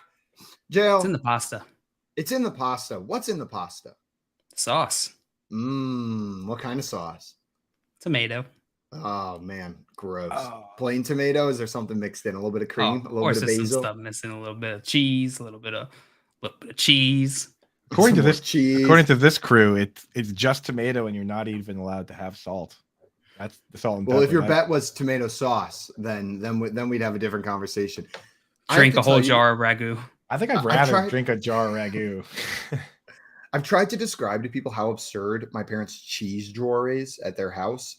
Like, you brought up cheese, more cheese, more cheese. What do they keep? Oh my God, the volume of cheese. So they've got one of the double door refrigerators, right? One of the wheels. The full bottom drawer, the entire bottom drawer that covers the entire length, stuffed to the brim with different kinds of cheese. Then one of the vegetable drawers as well, also full of cheese. And I'm like, do you guys eat all this? And they're like, yeah, we eat a lot of cheese. I've never seen more cheese. No? I don't. So I'm not at their house. That's the problem that I have, though, is that they must have a decent cheese schedule. Much cheese? The problem I have is that like you said, it goes bad, so it's kind of hard to I buy it and I'm like, oh yeah, let's do charcuterie or whatever. But then we use some of it, and I need to get better at coming back around and using it up. You know what I mean? Like, I can't have a fridge brimming with cheese like your parents, because we end up be a fridge full of mold. Full of old weird cheeses. But I mean, if they have a pretty dedicated cheese schedule with expiration dates and stuff, then yeah, you can get it done. I feel like I can't go into a store and purchase that much cheese without getting looks. Like, your parents can do it; they're older. But me, they would just roast me. So why are you buying all this cheese? What are you doing? You can't buy that much cheese until you hit 40. Then you can buy cheese. Then you can buy that cheese. You definitely can't buy a ton of cheese if you are just buying cheese. Like, if you go in there and you just get one of those handheld thing, just the handheld thing, and you fill it with cheese, then you definitely they're like what are you doing? And then 3 boxes of Lactaid. Honestly, the way you just said that, imagine you bring it up and you put it on the counter, the person looks at you and they go, "What are you doing?" like, what are you? What is this? Trying to buy this cheese. So the funny part is my mom did have 3 boxes of Lactaid ready for me as well. Because the best part of visiting home is the cheese drawer. Besides my family, like we take the best parts out, like seeing my family, the cheese drawer. Oh my God, I can just put it on everything, whatever kind I want. The options are endless. And I see my mom in the chat. She knows the cheese drawer is ridiculous. And I love that cheese drawer. What's your favorite cheese? Actually, I want the entire chat to weigh in on this because it's a pretty important question. Chat, what's your favorite cheese? Why is it Parmesan? While you guys answer that, John Luke, I think we're about to get into a segment called Made Up Quotes. You want to explain to this how this works, and then we can kick it off? I absolutely can explain how this works. This game works kind of similar to Quoting McQuoteface. If you've joined us for that game, I went online and I found a random quote generator or Chat GPT. I've generated a bunch of random lines of dialogue. I'm going to propose it to these guys, and they have to tell me where they think this came from. So in the same way that Quoting McQuoteface, you are trying to correctly attribute the quote to somebody. This one, you're not so correct. Not so correct. You're going for the funnies. But people that don't know, the Chat GPT is like a crazy accurate AI creator where you give it a prompt, AI model. It's really impressive. Like you give it a prompt to like create a Kesha song, it sounds like something Kesha would say. Like this AI is pretty cool. But it's text, so it doesn't sound like anything. Yeah. But it does. Like some of the lyrics. Yeah, some of the lyrics to songs that people have like been like, oh, create like a country song. When I read them, I can hear the person singing. I was having to come up with stories. I was like, give me a line of dialogue between Bill Belichick and Tom Brady. And it was coming up with these real weird stories between these two guys. I get really demanding of it sometimes, and I feel guilty. I'm like, make it funnier, please. Make it shorter. Like I'm just like giving it commands over it, and it's like, of course, anything for you. And I'm just like, be mean to me back. Say no sometimes, Chat GPT. You're making me feel guilty today. Beautiful thing about robots, dude. Beautiful thing about robots is you can treat them poorly. We had a couple questions before we get into this game, guys. Craig in here asks, a super flex league. I have Burrow, Fields, and Herbert as QB options. I do have potential stacks at wide receiver and Keenan Allen and Jamar Chase. Who you going with? Burrow, Fields, or Herbert? 4-point or 6-point passing? And Herbert. Doesn't specify. Let's assume 4 because I feel like that's the standard. So we'll assume 4 unless told otherwise. So it was Mahomes. No, it wasn't Burrow, Mahomes. Fields, and Herbert. First of all, congratulations on having amazing quarterbacks. Like you have like 3 of the top 5 quarterbacks. Yeah, you did well. I'm starting Burrow and Fields. That's who I'm plugging in. I can't get away from Fields, and I like the Burrow game against Buffalo. I think that'll be a fun game. We just Herbert hits the bench. We just saw something that I didn't think was possible, and I hate it for fantasy football, which was the Chargers defense played pretty good. And I don't like that, right? I want Justin Herbert having to sling it and throw multiple touchdowns. I don't want Austin Eckler having 2 rushing touchdowns. What the heck is that? That's not what I signed up for. I want Austin Eckler catching 1 touchdown and then Herbert having to chuck it all over the field. So I'm a little worried. I think I'm with you on this one because I'm a little worried that the Chargers might just win handedly and you don't need Herbert to go crazy. So I think Fields and Burrow, I like that. Upside potential. Yeah, I'm going to go Burrow and Fields as well. I'm with you guys. We got some cheeses in the chat. Simon's mom with Parmesan. We have George, NKC Rules with cheddar. Jordan Allen with another vote for cheddar and also a side vote for mozzarella as his second. My personal favorite, I like Gouda. I like it. I think it's Gouda. It's a nice smoky cheese, and you can. It's very versatile. So give me Gouda. What about you guys? Shout out the Netherlands. Shout out, dude. Shout out. Is that related to this, or you're just shouting him out? That's where Gouda's from. That's where Gouda's from. It's a Dutch cheese. My favorite cheese. It's a bit nostalgic. I'm gonna go with Munster. Munster cheese is underrated and is so freaking good. But shout out side upvote for Pepper Jack Just a little bit of spice in there. I'm a Pepper big fan of jack. pepper jack. Justin dropping the Colby Jack, and he's Wisconsin guy, so got to trust him on that. Craig, Parmesan and sharp cheddar. That's a Vermont. Sharp cheddar feels like a very Vermont cheese. That's And the then lactose intolerant friend's best cheeses, Parmesan and sharp cheddar. The harder the cheese, the better it is if you have lactose intolerance. The harder the cheese, the softer the fall. The harder the cheese, the harder the poop. It's not a soft poop. The softer the cheese, it's just directly related. And that was cheese talk, everyone. Dame Overboard popping and saying this show is cheesy. Time out, Dame Overboard. I heard yesterday from Mr. Scott Fish that you are in the Scott Fish Bowl still. 30 people left out of like 45 million zillion people, and you're still in the top 30. That is darn Shout out, Dame. impressive. Is it so this week? Just whoever has the highest score wins. Is that kind of how it Yeah. goes? And it factors in the last couple weeks, though. It's like Right. kind of a It combo factors thing. in, yeah. But the top score is the winner. One person advances, one person's the champion, and it's Dame. Dame. If you win, you're coming on the show. Actually, come on the show anyway. Call in. Let's have some fun. For me, I'm gonna go Pecorino Romano cheese. So Solid pasta fancy cheese. boy. You're a Solid fancy pasta boy. cheese. It's like Parmesan on crack. Pecorino Romano. Pecorino It's a little bit of Romano. Pecorino Romano. Right, dude. Way to make everyone feel inferior about their favorite cheeses. You know, we're all picking, like Provolone. Provolone. I like American. Whiz. Yellow. My favorite kind of cheese is Whiz. Whiz, dude. Yeah. Whiz. Stick. And Oh, wow. Jolly Rancher in the chat said Simon introduced us to a new cheese. Did you, Simon? Yeah, it's like cotija cheese. It's a Mexican cheese, and I relate it to like people have never had it. It's like Mexican food Parmesan almost. Like it's like a crumbly cheese. It's like if Parmesan tasted more like queso, that would be this cheese, and it's delicious. It's a great cheese. Normal people in normal families, like at the holidays, they introduce you to like a new girlfriend or something. But in Simon's family, they introduce you to a new cheese, and it's just as exciting, if not more so. Well, sometimes it doesn't go well if the cheese doesn't go over well. Just as scary as introducing a girlfriend is introducing a new cheese. Everyone gets sick, poops their pants. You show up, 100%. you show up in your cheese. You show up and you sit down to dinner, and your cheese is like, you guys know the Earth is flat, right? And, and your family's like, get this cheese. I don't know if I like this cheese. All right, guys, let's get into our game of made up quotes. Coop, you will be going first. Actually, Simon, you're going to be going first on this one. What about the possession arrow? I lost last time. Simon went first last time. This isn't really a game. What can I tell you? This isn't really like a score keeping game, so order shouldn't matter here. Simon,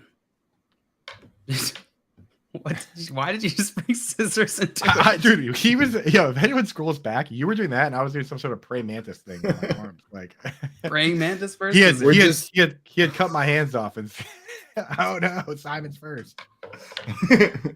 All right, Simon, there will here be is a your winner. first made-up quote. Remember, you have to make yes. up who said this and what they're talking about. You Yeah, give of us some course. context around it. Your first quote is, I know I lied to you. You can hate me, and it's all right. I know I lied to you. You can hate me, and it's all right. You know what? This one kind of hurt to hear them say. I wasn't expecting them to admit this or to backtrack like this on that front. But this was Zach Wilson coming to the reality that he does suck. You know what? Like he was going around going, no, I am the starter. I'm good at football. But after this past week, he got out there on the field and he got benched for Streveler. And comes back in the locker room and they asked him about the performance. And he said, you know what? You guys are right. I do suck. And this was Zach Wilson just admitting that maybe this isn't the job for him. So it's him saying it. I know I lied to you. You could hate me, and it's all right. Yeah. He's talking to the fan base. He knows they hate him. He knows they said he sucked. And he didn't believe it at first. And he's going out there and he's saying, I know I lied to you. I came in and I told you I was going to be the savior of this franchise. I told you I was going to be good. I told you I was the starter. And I lied. I am a dirty liar from Utah. Coop, you ready for yours? Yes, I'm ready.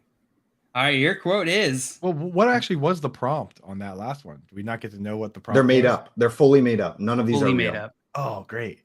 Yeah, Keith, please let us know if Zach Wilson did say this to you. He to all said Jets tired fans. of the Zach Wilson hate in the chat, says Keith.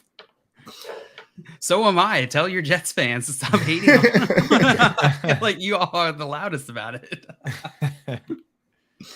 All right, Coop, here is your quote, your made-up quote. Tell us who said this, what they're talking about. None of this would have happened if you had just listened to me. Happened if you had just listened to me. This quote is Bill Belichick talking to this quote is Bill Belichick talking to Matt Patricia about throwing the ball to anybody other than a screen pass. And if you're just listening to me about running the triple option or whatever Bill Belichick wants to do, then we wouldn't be in this situation with New England. So yeah, there's him talking to Matt Patricia right before he fires him this week. Just spanking Matt Patricia in front of the whole team. Bad boy. None of this would have happened if you had listened to me. I'm not mad. I'm just disappointed. This is for your own good, Matt. You're making me do this. All right, Simon, your last made up quote here. Whatever you're going to ask, the answer is no. I already used Zach Wilson. Whatever you're going to ask, the answer is no. This is very clearly, without a doubt in my mind, former Broncos head coach Nathaniel Hackett. He was up there at the press conference, and before they could even get a single question out about his firing, he just said, anything you're going to ask, the answer is no. Do I want to coach again in the NFL? No. No. Am I happy about this decision? No. No. Do I love Russell Wilson? No. No. Do I think Sierra's too good for him? No. Yes. They deserve each other because she is the reason I got fired here. Do I think I should call timeouts better? No. It's no to everything. Anything you could possibly ask Nathaniel Hackett. Are you enjoying your Sunday? No. Yeah. He's got no positivity right now. He's no man. It's a new movie starring Nathaniel Poor Hackett. guy's down in the dumps. I had a thought on that one. I was thinking that maybe it was, so Jalen Hurts gets hurt and find out that Gardner Minshew's the QB. And, after Jalen Hurts in the last game scores 3 rushing touchdowns, Miles Sanders walks into the coach's office and he's about to open his mouth and see if maybe he could get one goal line carry just one time. And the coach Nick says, Sirianni's like, Nick Sirianni says, what was the Anything you're gonna ask me. Whatever you're going to ask me, the answer is no. no. And then Gardner Minshew scores a rushing touchdown that week instead of Miles Sanders. Whatever you're going to ask me, the answer And you is just no. see him sitting on the bench, just He's so funny. side-eye, staring holes through Nick Sirianni, the back of Nick Sirianni's head. Gardner I know this Minshew isn't a rushing game with TD. points, but Coop just stole that. Coop just stole that point. Absolutely. Whatever you're going to ask. All right, Yeah. Coop, your last made-up quote here. I know you're dangerous, but I also know you won't hurt me. Oh my God. I can't believe we should have saved Russell Wilson for this one. I know you're dangerous, He but I calls himself also know you won't dangerous. hurt me. I know you're dangerous, but I also know you won't hurt me. This has got to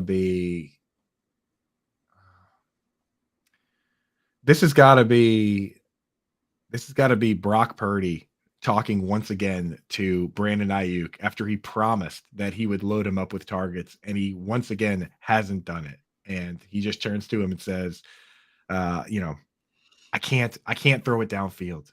I can't throw it downfield. I know you're dangerous, but what was the other part of it? I also But know you I won't also hurt know me. you won't hurt me. So he's too scared to he's too scared to throw it downfield to Ayuk. He's trying to rationalize it, but This is just a trust exercise. it's a trust exercise. Tim said the How to Train Your Dragon kid talking to Toothless for the first time. Now, you know what this is? This is Tim, if Harley Quinn was real, talking to Harley Quinn as she's saying, I'm going to kill you. And Tim goes, no, I know you won't hurt me. He's just overwhelmed by his love for that character and just saying, no, I don't believe it. And those are the last words Tim ever said. It's on his headstone. It's on his headstone. Oh, man. Maria said it's about JJ Watt coming at you. Oh, That's me. That's pretty good. That's me talking to Evan Ingram as I put him in my lineups. I know you're dangerous. I know you're dangerous. Now that you have a nice floor and you also have the ceiling, I know you're dangerous, but I also know you won't hurt me. Well just done, like guys. just like combing his hair. I know you're Oh, I thought it was coming in his own hair. going it this way. I was just like petting his I know hair. you're Like, I know dangerous. you're dangerous, but I also know you won't hurt me. You're perfect. You're the perfect tight end right Guys, I love this game. I love making up now. I quotes. like But this quote game. we'll get some more of this probably in the coming weeks. We'll play some more made up quotes. But right now it is time to get into some Dynasty trade values. We're using our friend Alex, aka Trade Daddy, aka Peaked in High School. He's on Twitter at peakedinhs_FF. You can find him on Reddit at Peaked in High School, and that is high school with a K. And he creates these beautiful, beautiful trade value charts for us. And now that we're in the playoffs, the championship week, it is time to talk Dynasty trade values. And as always, guys, if you have questions in the chat, throw them in there, and we'll be more than happy to answer any and every. And we can take a peek at these trade charts if you have any trade questions as we're figuring this out. Maria says, have a good one. She's out of here. Adios, Maria. No, she's talking to EJ. EJ's out of here. EJ's out of here. Bye, EJ. Thanks for hanging, EJ. Good to see you, my friend. Thanks for hanging out. Yeah, looking at these Dynasty rankings, we still haven't had an update. So we're looking at December 2022. I put the link in the chat if you want to check out these trade value charts. Oh, dude, I've never been to Trade Daddy's website. This is dope. Why have I always been looking at it on Twitter? That's a good question. I don't know. I can't answer that for you. But some names that stand out on this one, I believe we mentioned some of these names last time, but Ramondre Stevenson jumping up 14 trade value points. Josh Jacobs, 13. Travis Kelce jumping up 8 trade value points. Kind of interesting. Tony Pollard jumping up 12 points. Even Derrick Henry jumping up in Dynasty. I was about to say, I think we're seeing the Derrick Henry effect with Travis Kelce, where like we've got a player who people are trying to predict the cliff for. And so you see the values start dipping, but then when that cliff doesn't hit, everyone goes, oh shoot, I don't want to miss out on another year of Derrick Henry, another year of Travis Kelce, and the value ticks back up. It's the, I was wrong predicting the cliff, so I'm going to correct the other direction now. And you know what? Yeah, I'm with them. I'm not predicting the fall off for Travis Kelce or Derrick Henry. Those are kinds of players I'm just going to probably let ride in Dynasty, especially Travis Kelce. If I have them, if I can get this kind of trade value, I'm probably trying to move these guys though. This is like the strategy I like to use with Dynasty. But Derrick Henry right now, according to these charts, you can get a mid first round pick, you can get a Deebo Samuel, a Drake London potentially, DJ Moore, all these guys, Devontae Smith. I'd rather have all those guys over Derrick Henry in Dynasty. Yeah, Derrick Henry for sure. Travis Kelce, though, I mean, the thing about Kelce is like you compare him to a guy like Tony Gonzalez. We're talking all-time great players. And Tony Gonzalez, you know, they say, oh, well, at 32, he had his last 1,000-yard season. He had 1,000 yards and 10 touchdowns. Here's what Tony Gonzalez did from age 33 to 37. 860 and 6 touchdowns. 656 and 6. 875 and 7. 930 and 8. At 36 years old, 993 receptions for 930 yards, 8 touchdowns, and then 859 and 8 touchdowns. He literally just never had a bad season. He retired after catching 83 of 121 targets for 859 and 8 touchdowns. That dude absolutely could have played again. You know, he was just 37 years old, so he didn't. But like, there's a real possibility where even if Kelce's not the tight end one, you have a guy that you're comfortable starting for multiple more years. I mean, he's got that skill set. He's got that ability where he doesn't, for him to be a value right now, he doesn't need to have 1,010 every year. If he has 805 or 6, he's tight end 4 or 3, right? Like this guy's that good. So I have no problem trading for Travis Kelce if I'm competing right now. If I have one of the best teams in my league, I'll go get Kelce right now. Right now. I'm with you. And Craig said Simon to Travis Kelce and Derrick Henry. Let's ride. Also, they are cursed now. Yeah, as soon as you say let's ride to a player, it's game over. Lights out. I look at Travis Kelce's dynasty value right now, and I say, I know you're dangerous, but I also know you won't hurt me. Until he retires. What about the offseason? Until he retires, then that hurts. That would hurt. But I mean, I don't know. In which case, I will be hurt. In which case, that would hurt. But I mean, he could pull a Tony Gonzalez, just do it earlier, just retire after 800 yards and 8 touchdowns. But I don't What's know, man. nice? What's nice about Travis Kelce, the insulation for retiring, is the fact that he's on the Kansas City Chiefs. Right. You know what I mean? I feel like the desire to retire once you hit this age becomes stronger if you're sitting there on the Lions, on the Jaguars, on the Browns, on the Texans. These teams are like, you're sacrificing so much of your time, your body, your health. And if you've got no shot of taking home the title, like that urge to retire probably comes stronger. But the urge to win, I think, is even stronger in most of these players. They're competitors. And Travis Kelce, every year he comes back for the next couple, probably the foreseeable future, especially with Patrick Mahomes under center locked up, they got a shot to win it all. Like every year he comes back, it's a chance at another Super Bowl. Like, let's go grab a Super Bowl, Patrick Mahomes. So I wouldn't expect an early out of nowhere retirement from him. Dude's a competitor. He wants the ball. And he cares about legacy too, right? Like right now, you know, he with his contemporaries, he's competing with Gronk. Gronk had the peak, but every additional year that Kelce, you know, like Gronk had a season with 18 touchdowns.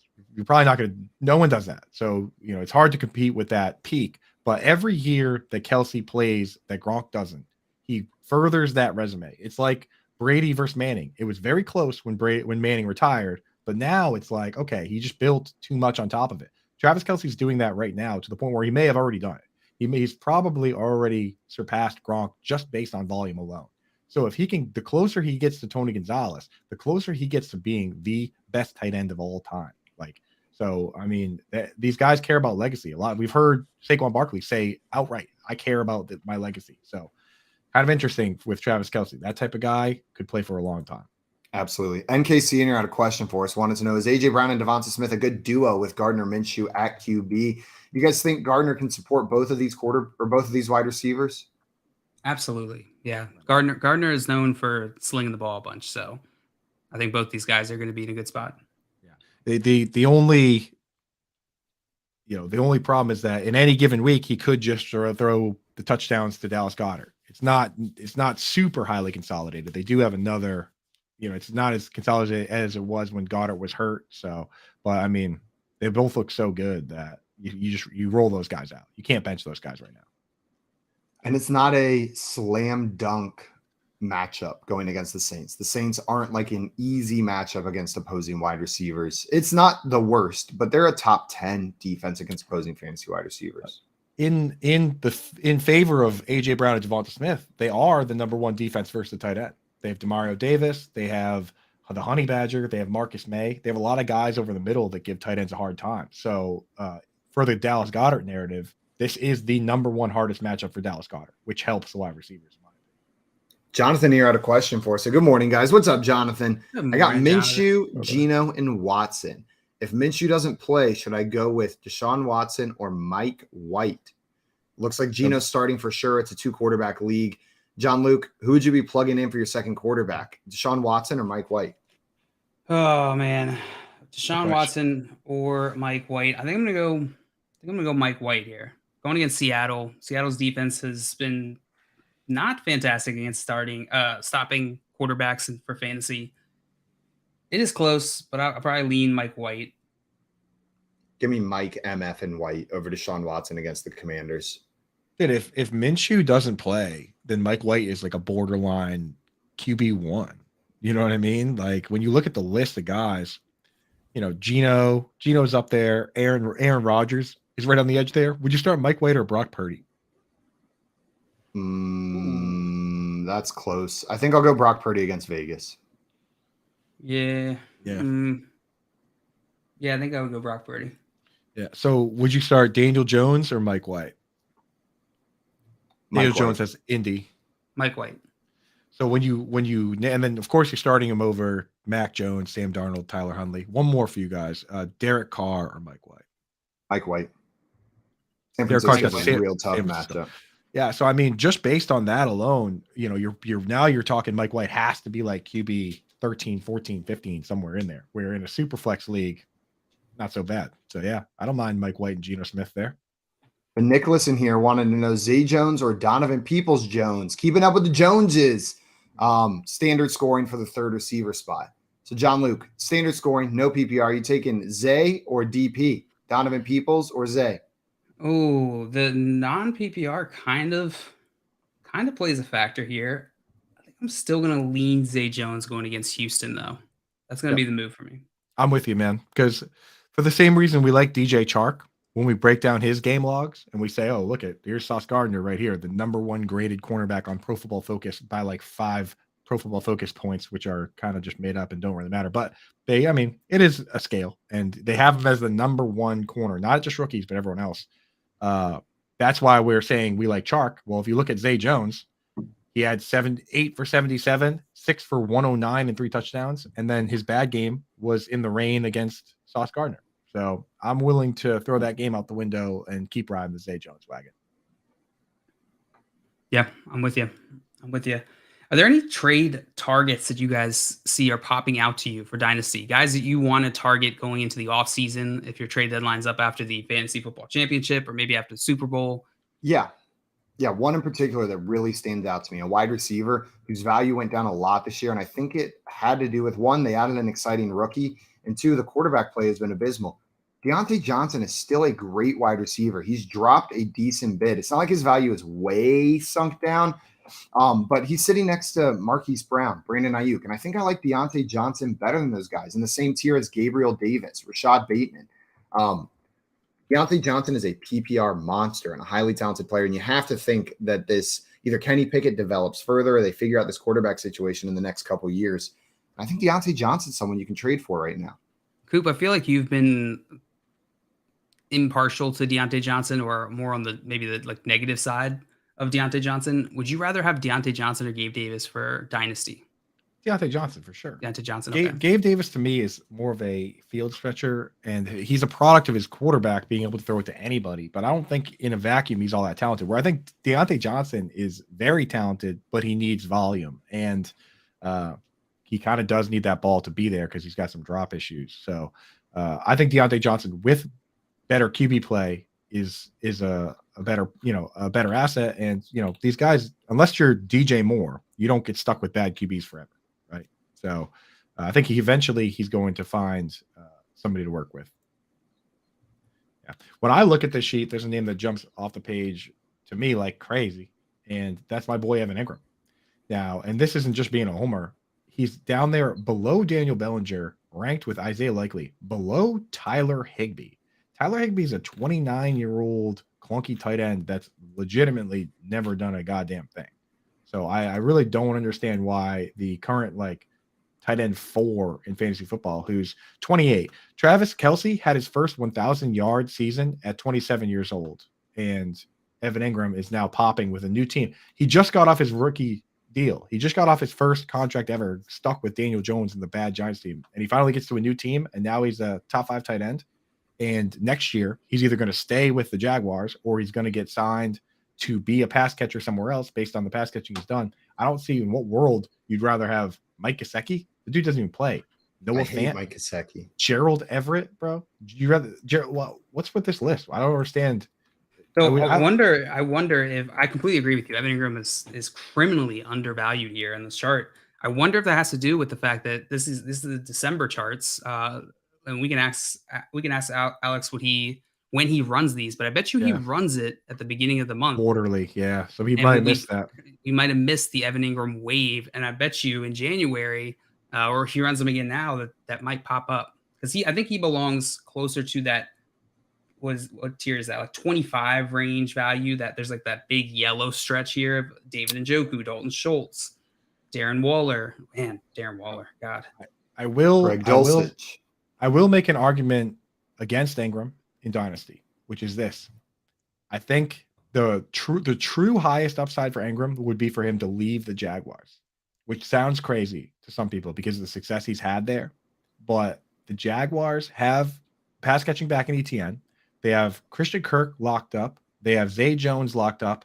And a lot of people forget they traded for Calvin Ridley quietly during the season this year. So they're going to have Calvin Ridley coming back off suspension. That's quite a few pass catchers. The real highest upside play for Evan Ingram is for him to get traded to a team that likes using the tight end in the slot, and for him to, be used the way a Travis Kelce does, or the way at times a Cole Kmet does, be a focal point of an offense. So I think the true upside for him is to actually walk this offseason, not stay. But the floor Yeah, the floor becomes lower, right? Because if he walks to the wrong place, now he's once again Evan Ingram trapped on the Giants or some other team. You know what I mean? So No. He's going to stay on the Jaguars because it's part of. I love the Jaguars with Travis Etienne, Trevor Lawrence, and Evan Ingram. That's a fun duo or trio to be cheering for. So Coop, I need you to not say that ever again. Put that so that narrative it doesn't back happen. in the box. Yeah, I don't like that one bit. I don't like it. But I see part it. of Trevor Lawrence. When The Trevor worst part is Lawrence you kind of convinced me. Trevor Lawrence doesn't want him to leave because it's part of his ascension. It's part of his. He says, "You're not leaving," and then he puts on. He says, "Alexa, play God's Plan" by Drake. He's just sitting there swaying the whole time. Ingram's like, I want to get paid, and they're like, "Alexa, play God's Plan" by Drake. They make him listen to the whole song. He goes, okay. All right. He signs for I'll like stay. 5 years, $2 million a year. He doesn't even say anything. He just signs the contract. He just puts his hand out. A pen gets put into it as the song wraps up. Signs Evan Ingram and hands it over. You think you got me? God's Plan. I think he got me. And Dustin said he's pretty sure these December charts will run around the 15th of December. We can get Alex to confirm that as well. 15th of December. Yeah, that would leave out the last 2 weeks. It would leave out the Monster game, the Monster Ingram game, right? It would. Also, Craig saying Kelsey retires after Chiefs win the Super Bowl. Ingram signs for the Chiefs to replace him. Boom. Okay, you know what? I'll also accept that as a possibility. I will accept that one, Craig. You just turned Coop's narrative into one that I love. I was thinking that, but I didn't want to say it because it was too homerish. But imagine Kelsey Ingram is the heir apparent to Kelsey. Why can't they have two Kelseys? Why can't they just both play? And every team have Travis Kelce. Why can't I have Kelce? You won't let it happen. We did have a question from NKC in here. Said, who's better, AJ Brown, Travis Kelce, Jalen Hurts, or Patrick Mahomes? It's hard to compare cross position. I think they're just asking who's the better NFL player. I think Coop laid out the argument pretty well. Kelsey's the only one of these that currently, right now, has the resume and argument to be one of the all-time greats. Patrick Mahomes could get there. Jalen Hurts could get there. AJ Brown could get there, maybe. But only one of these players currently has a resume that could be the best of all time. So I'm going to go Travis Kelce.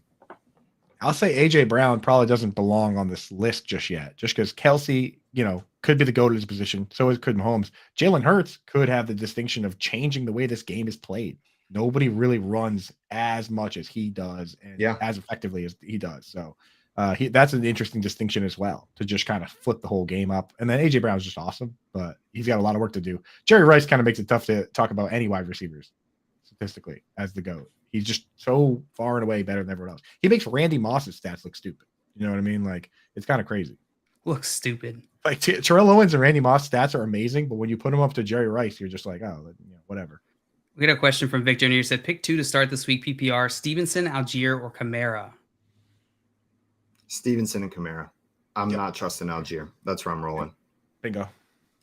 Yeah, I understand wanting to get Algier in there, but I'm still just rolling with my studs for the championship, going for it. Dalvin Cook, Stevenson, Kamara. Feels pretty good. Hot. Beautiful, my friend Victor. And good luck in your championships. I love seeing all these questions in here from everyone because that means you're still playing for your championship. And Hell yeah. That means you guys are killing it. And best of luck in those championship matchups. It all starts tomorrow, but we are done for today. We're going to be back tomorrow morning from 7 to 10 a.m. Eastern time, doing more of this Front Yard Fantasy Morning Show every day from 7 to 10 a.m. Eastern time. Right after this, though, here on BSN, there's a full day of killer programming. We've got Moose and Keith, followed by Lunch Money presented by Fantasy Guru, and then Corey, Nando, and friends, and then Coop on the Fantasy Alarm Show tonight. So make sure you guys are sticking around here on BSN. Until tomorrow morning, though, we are out of here. Have a great day, everyone, and thanks so much for hanging out with us bright and early on this Wednesday morning. Adios, everyone.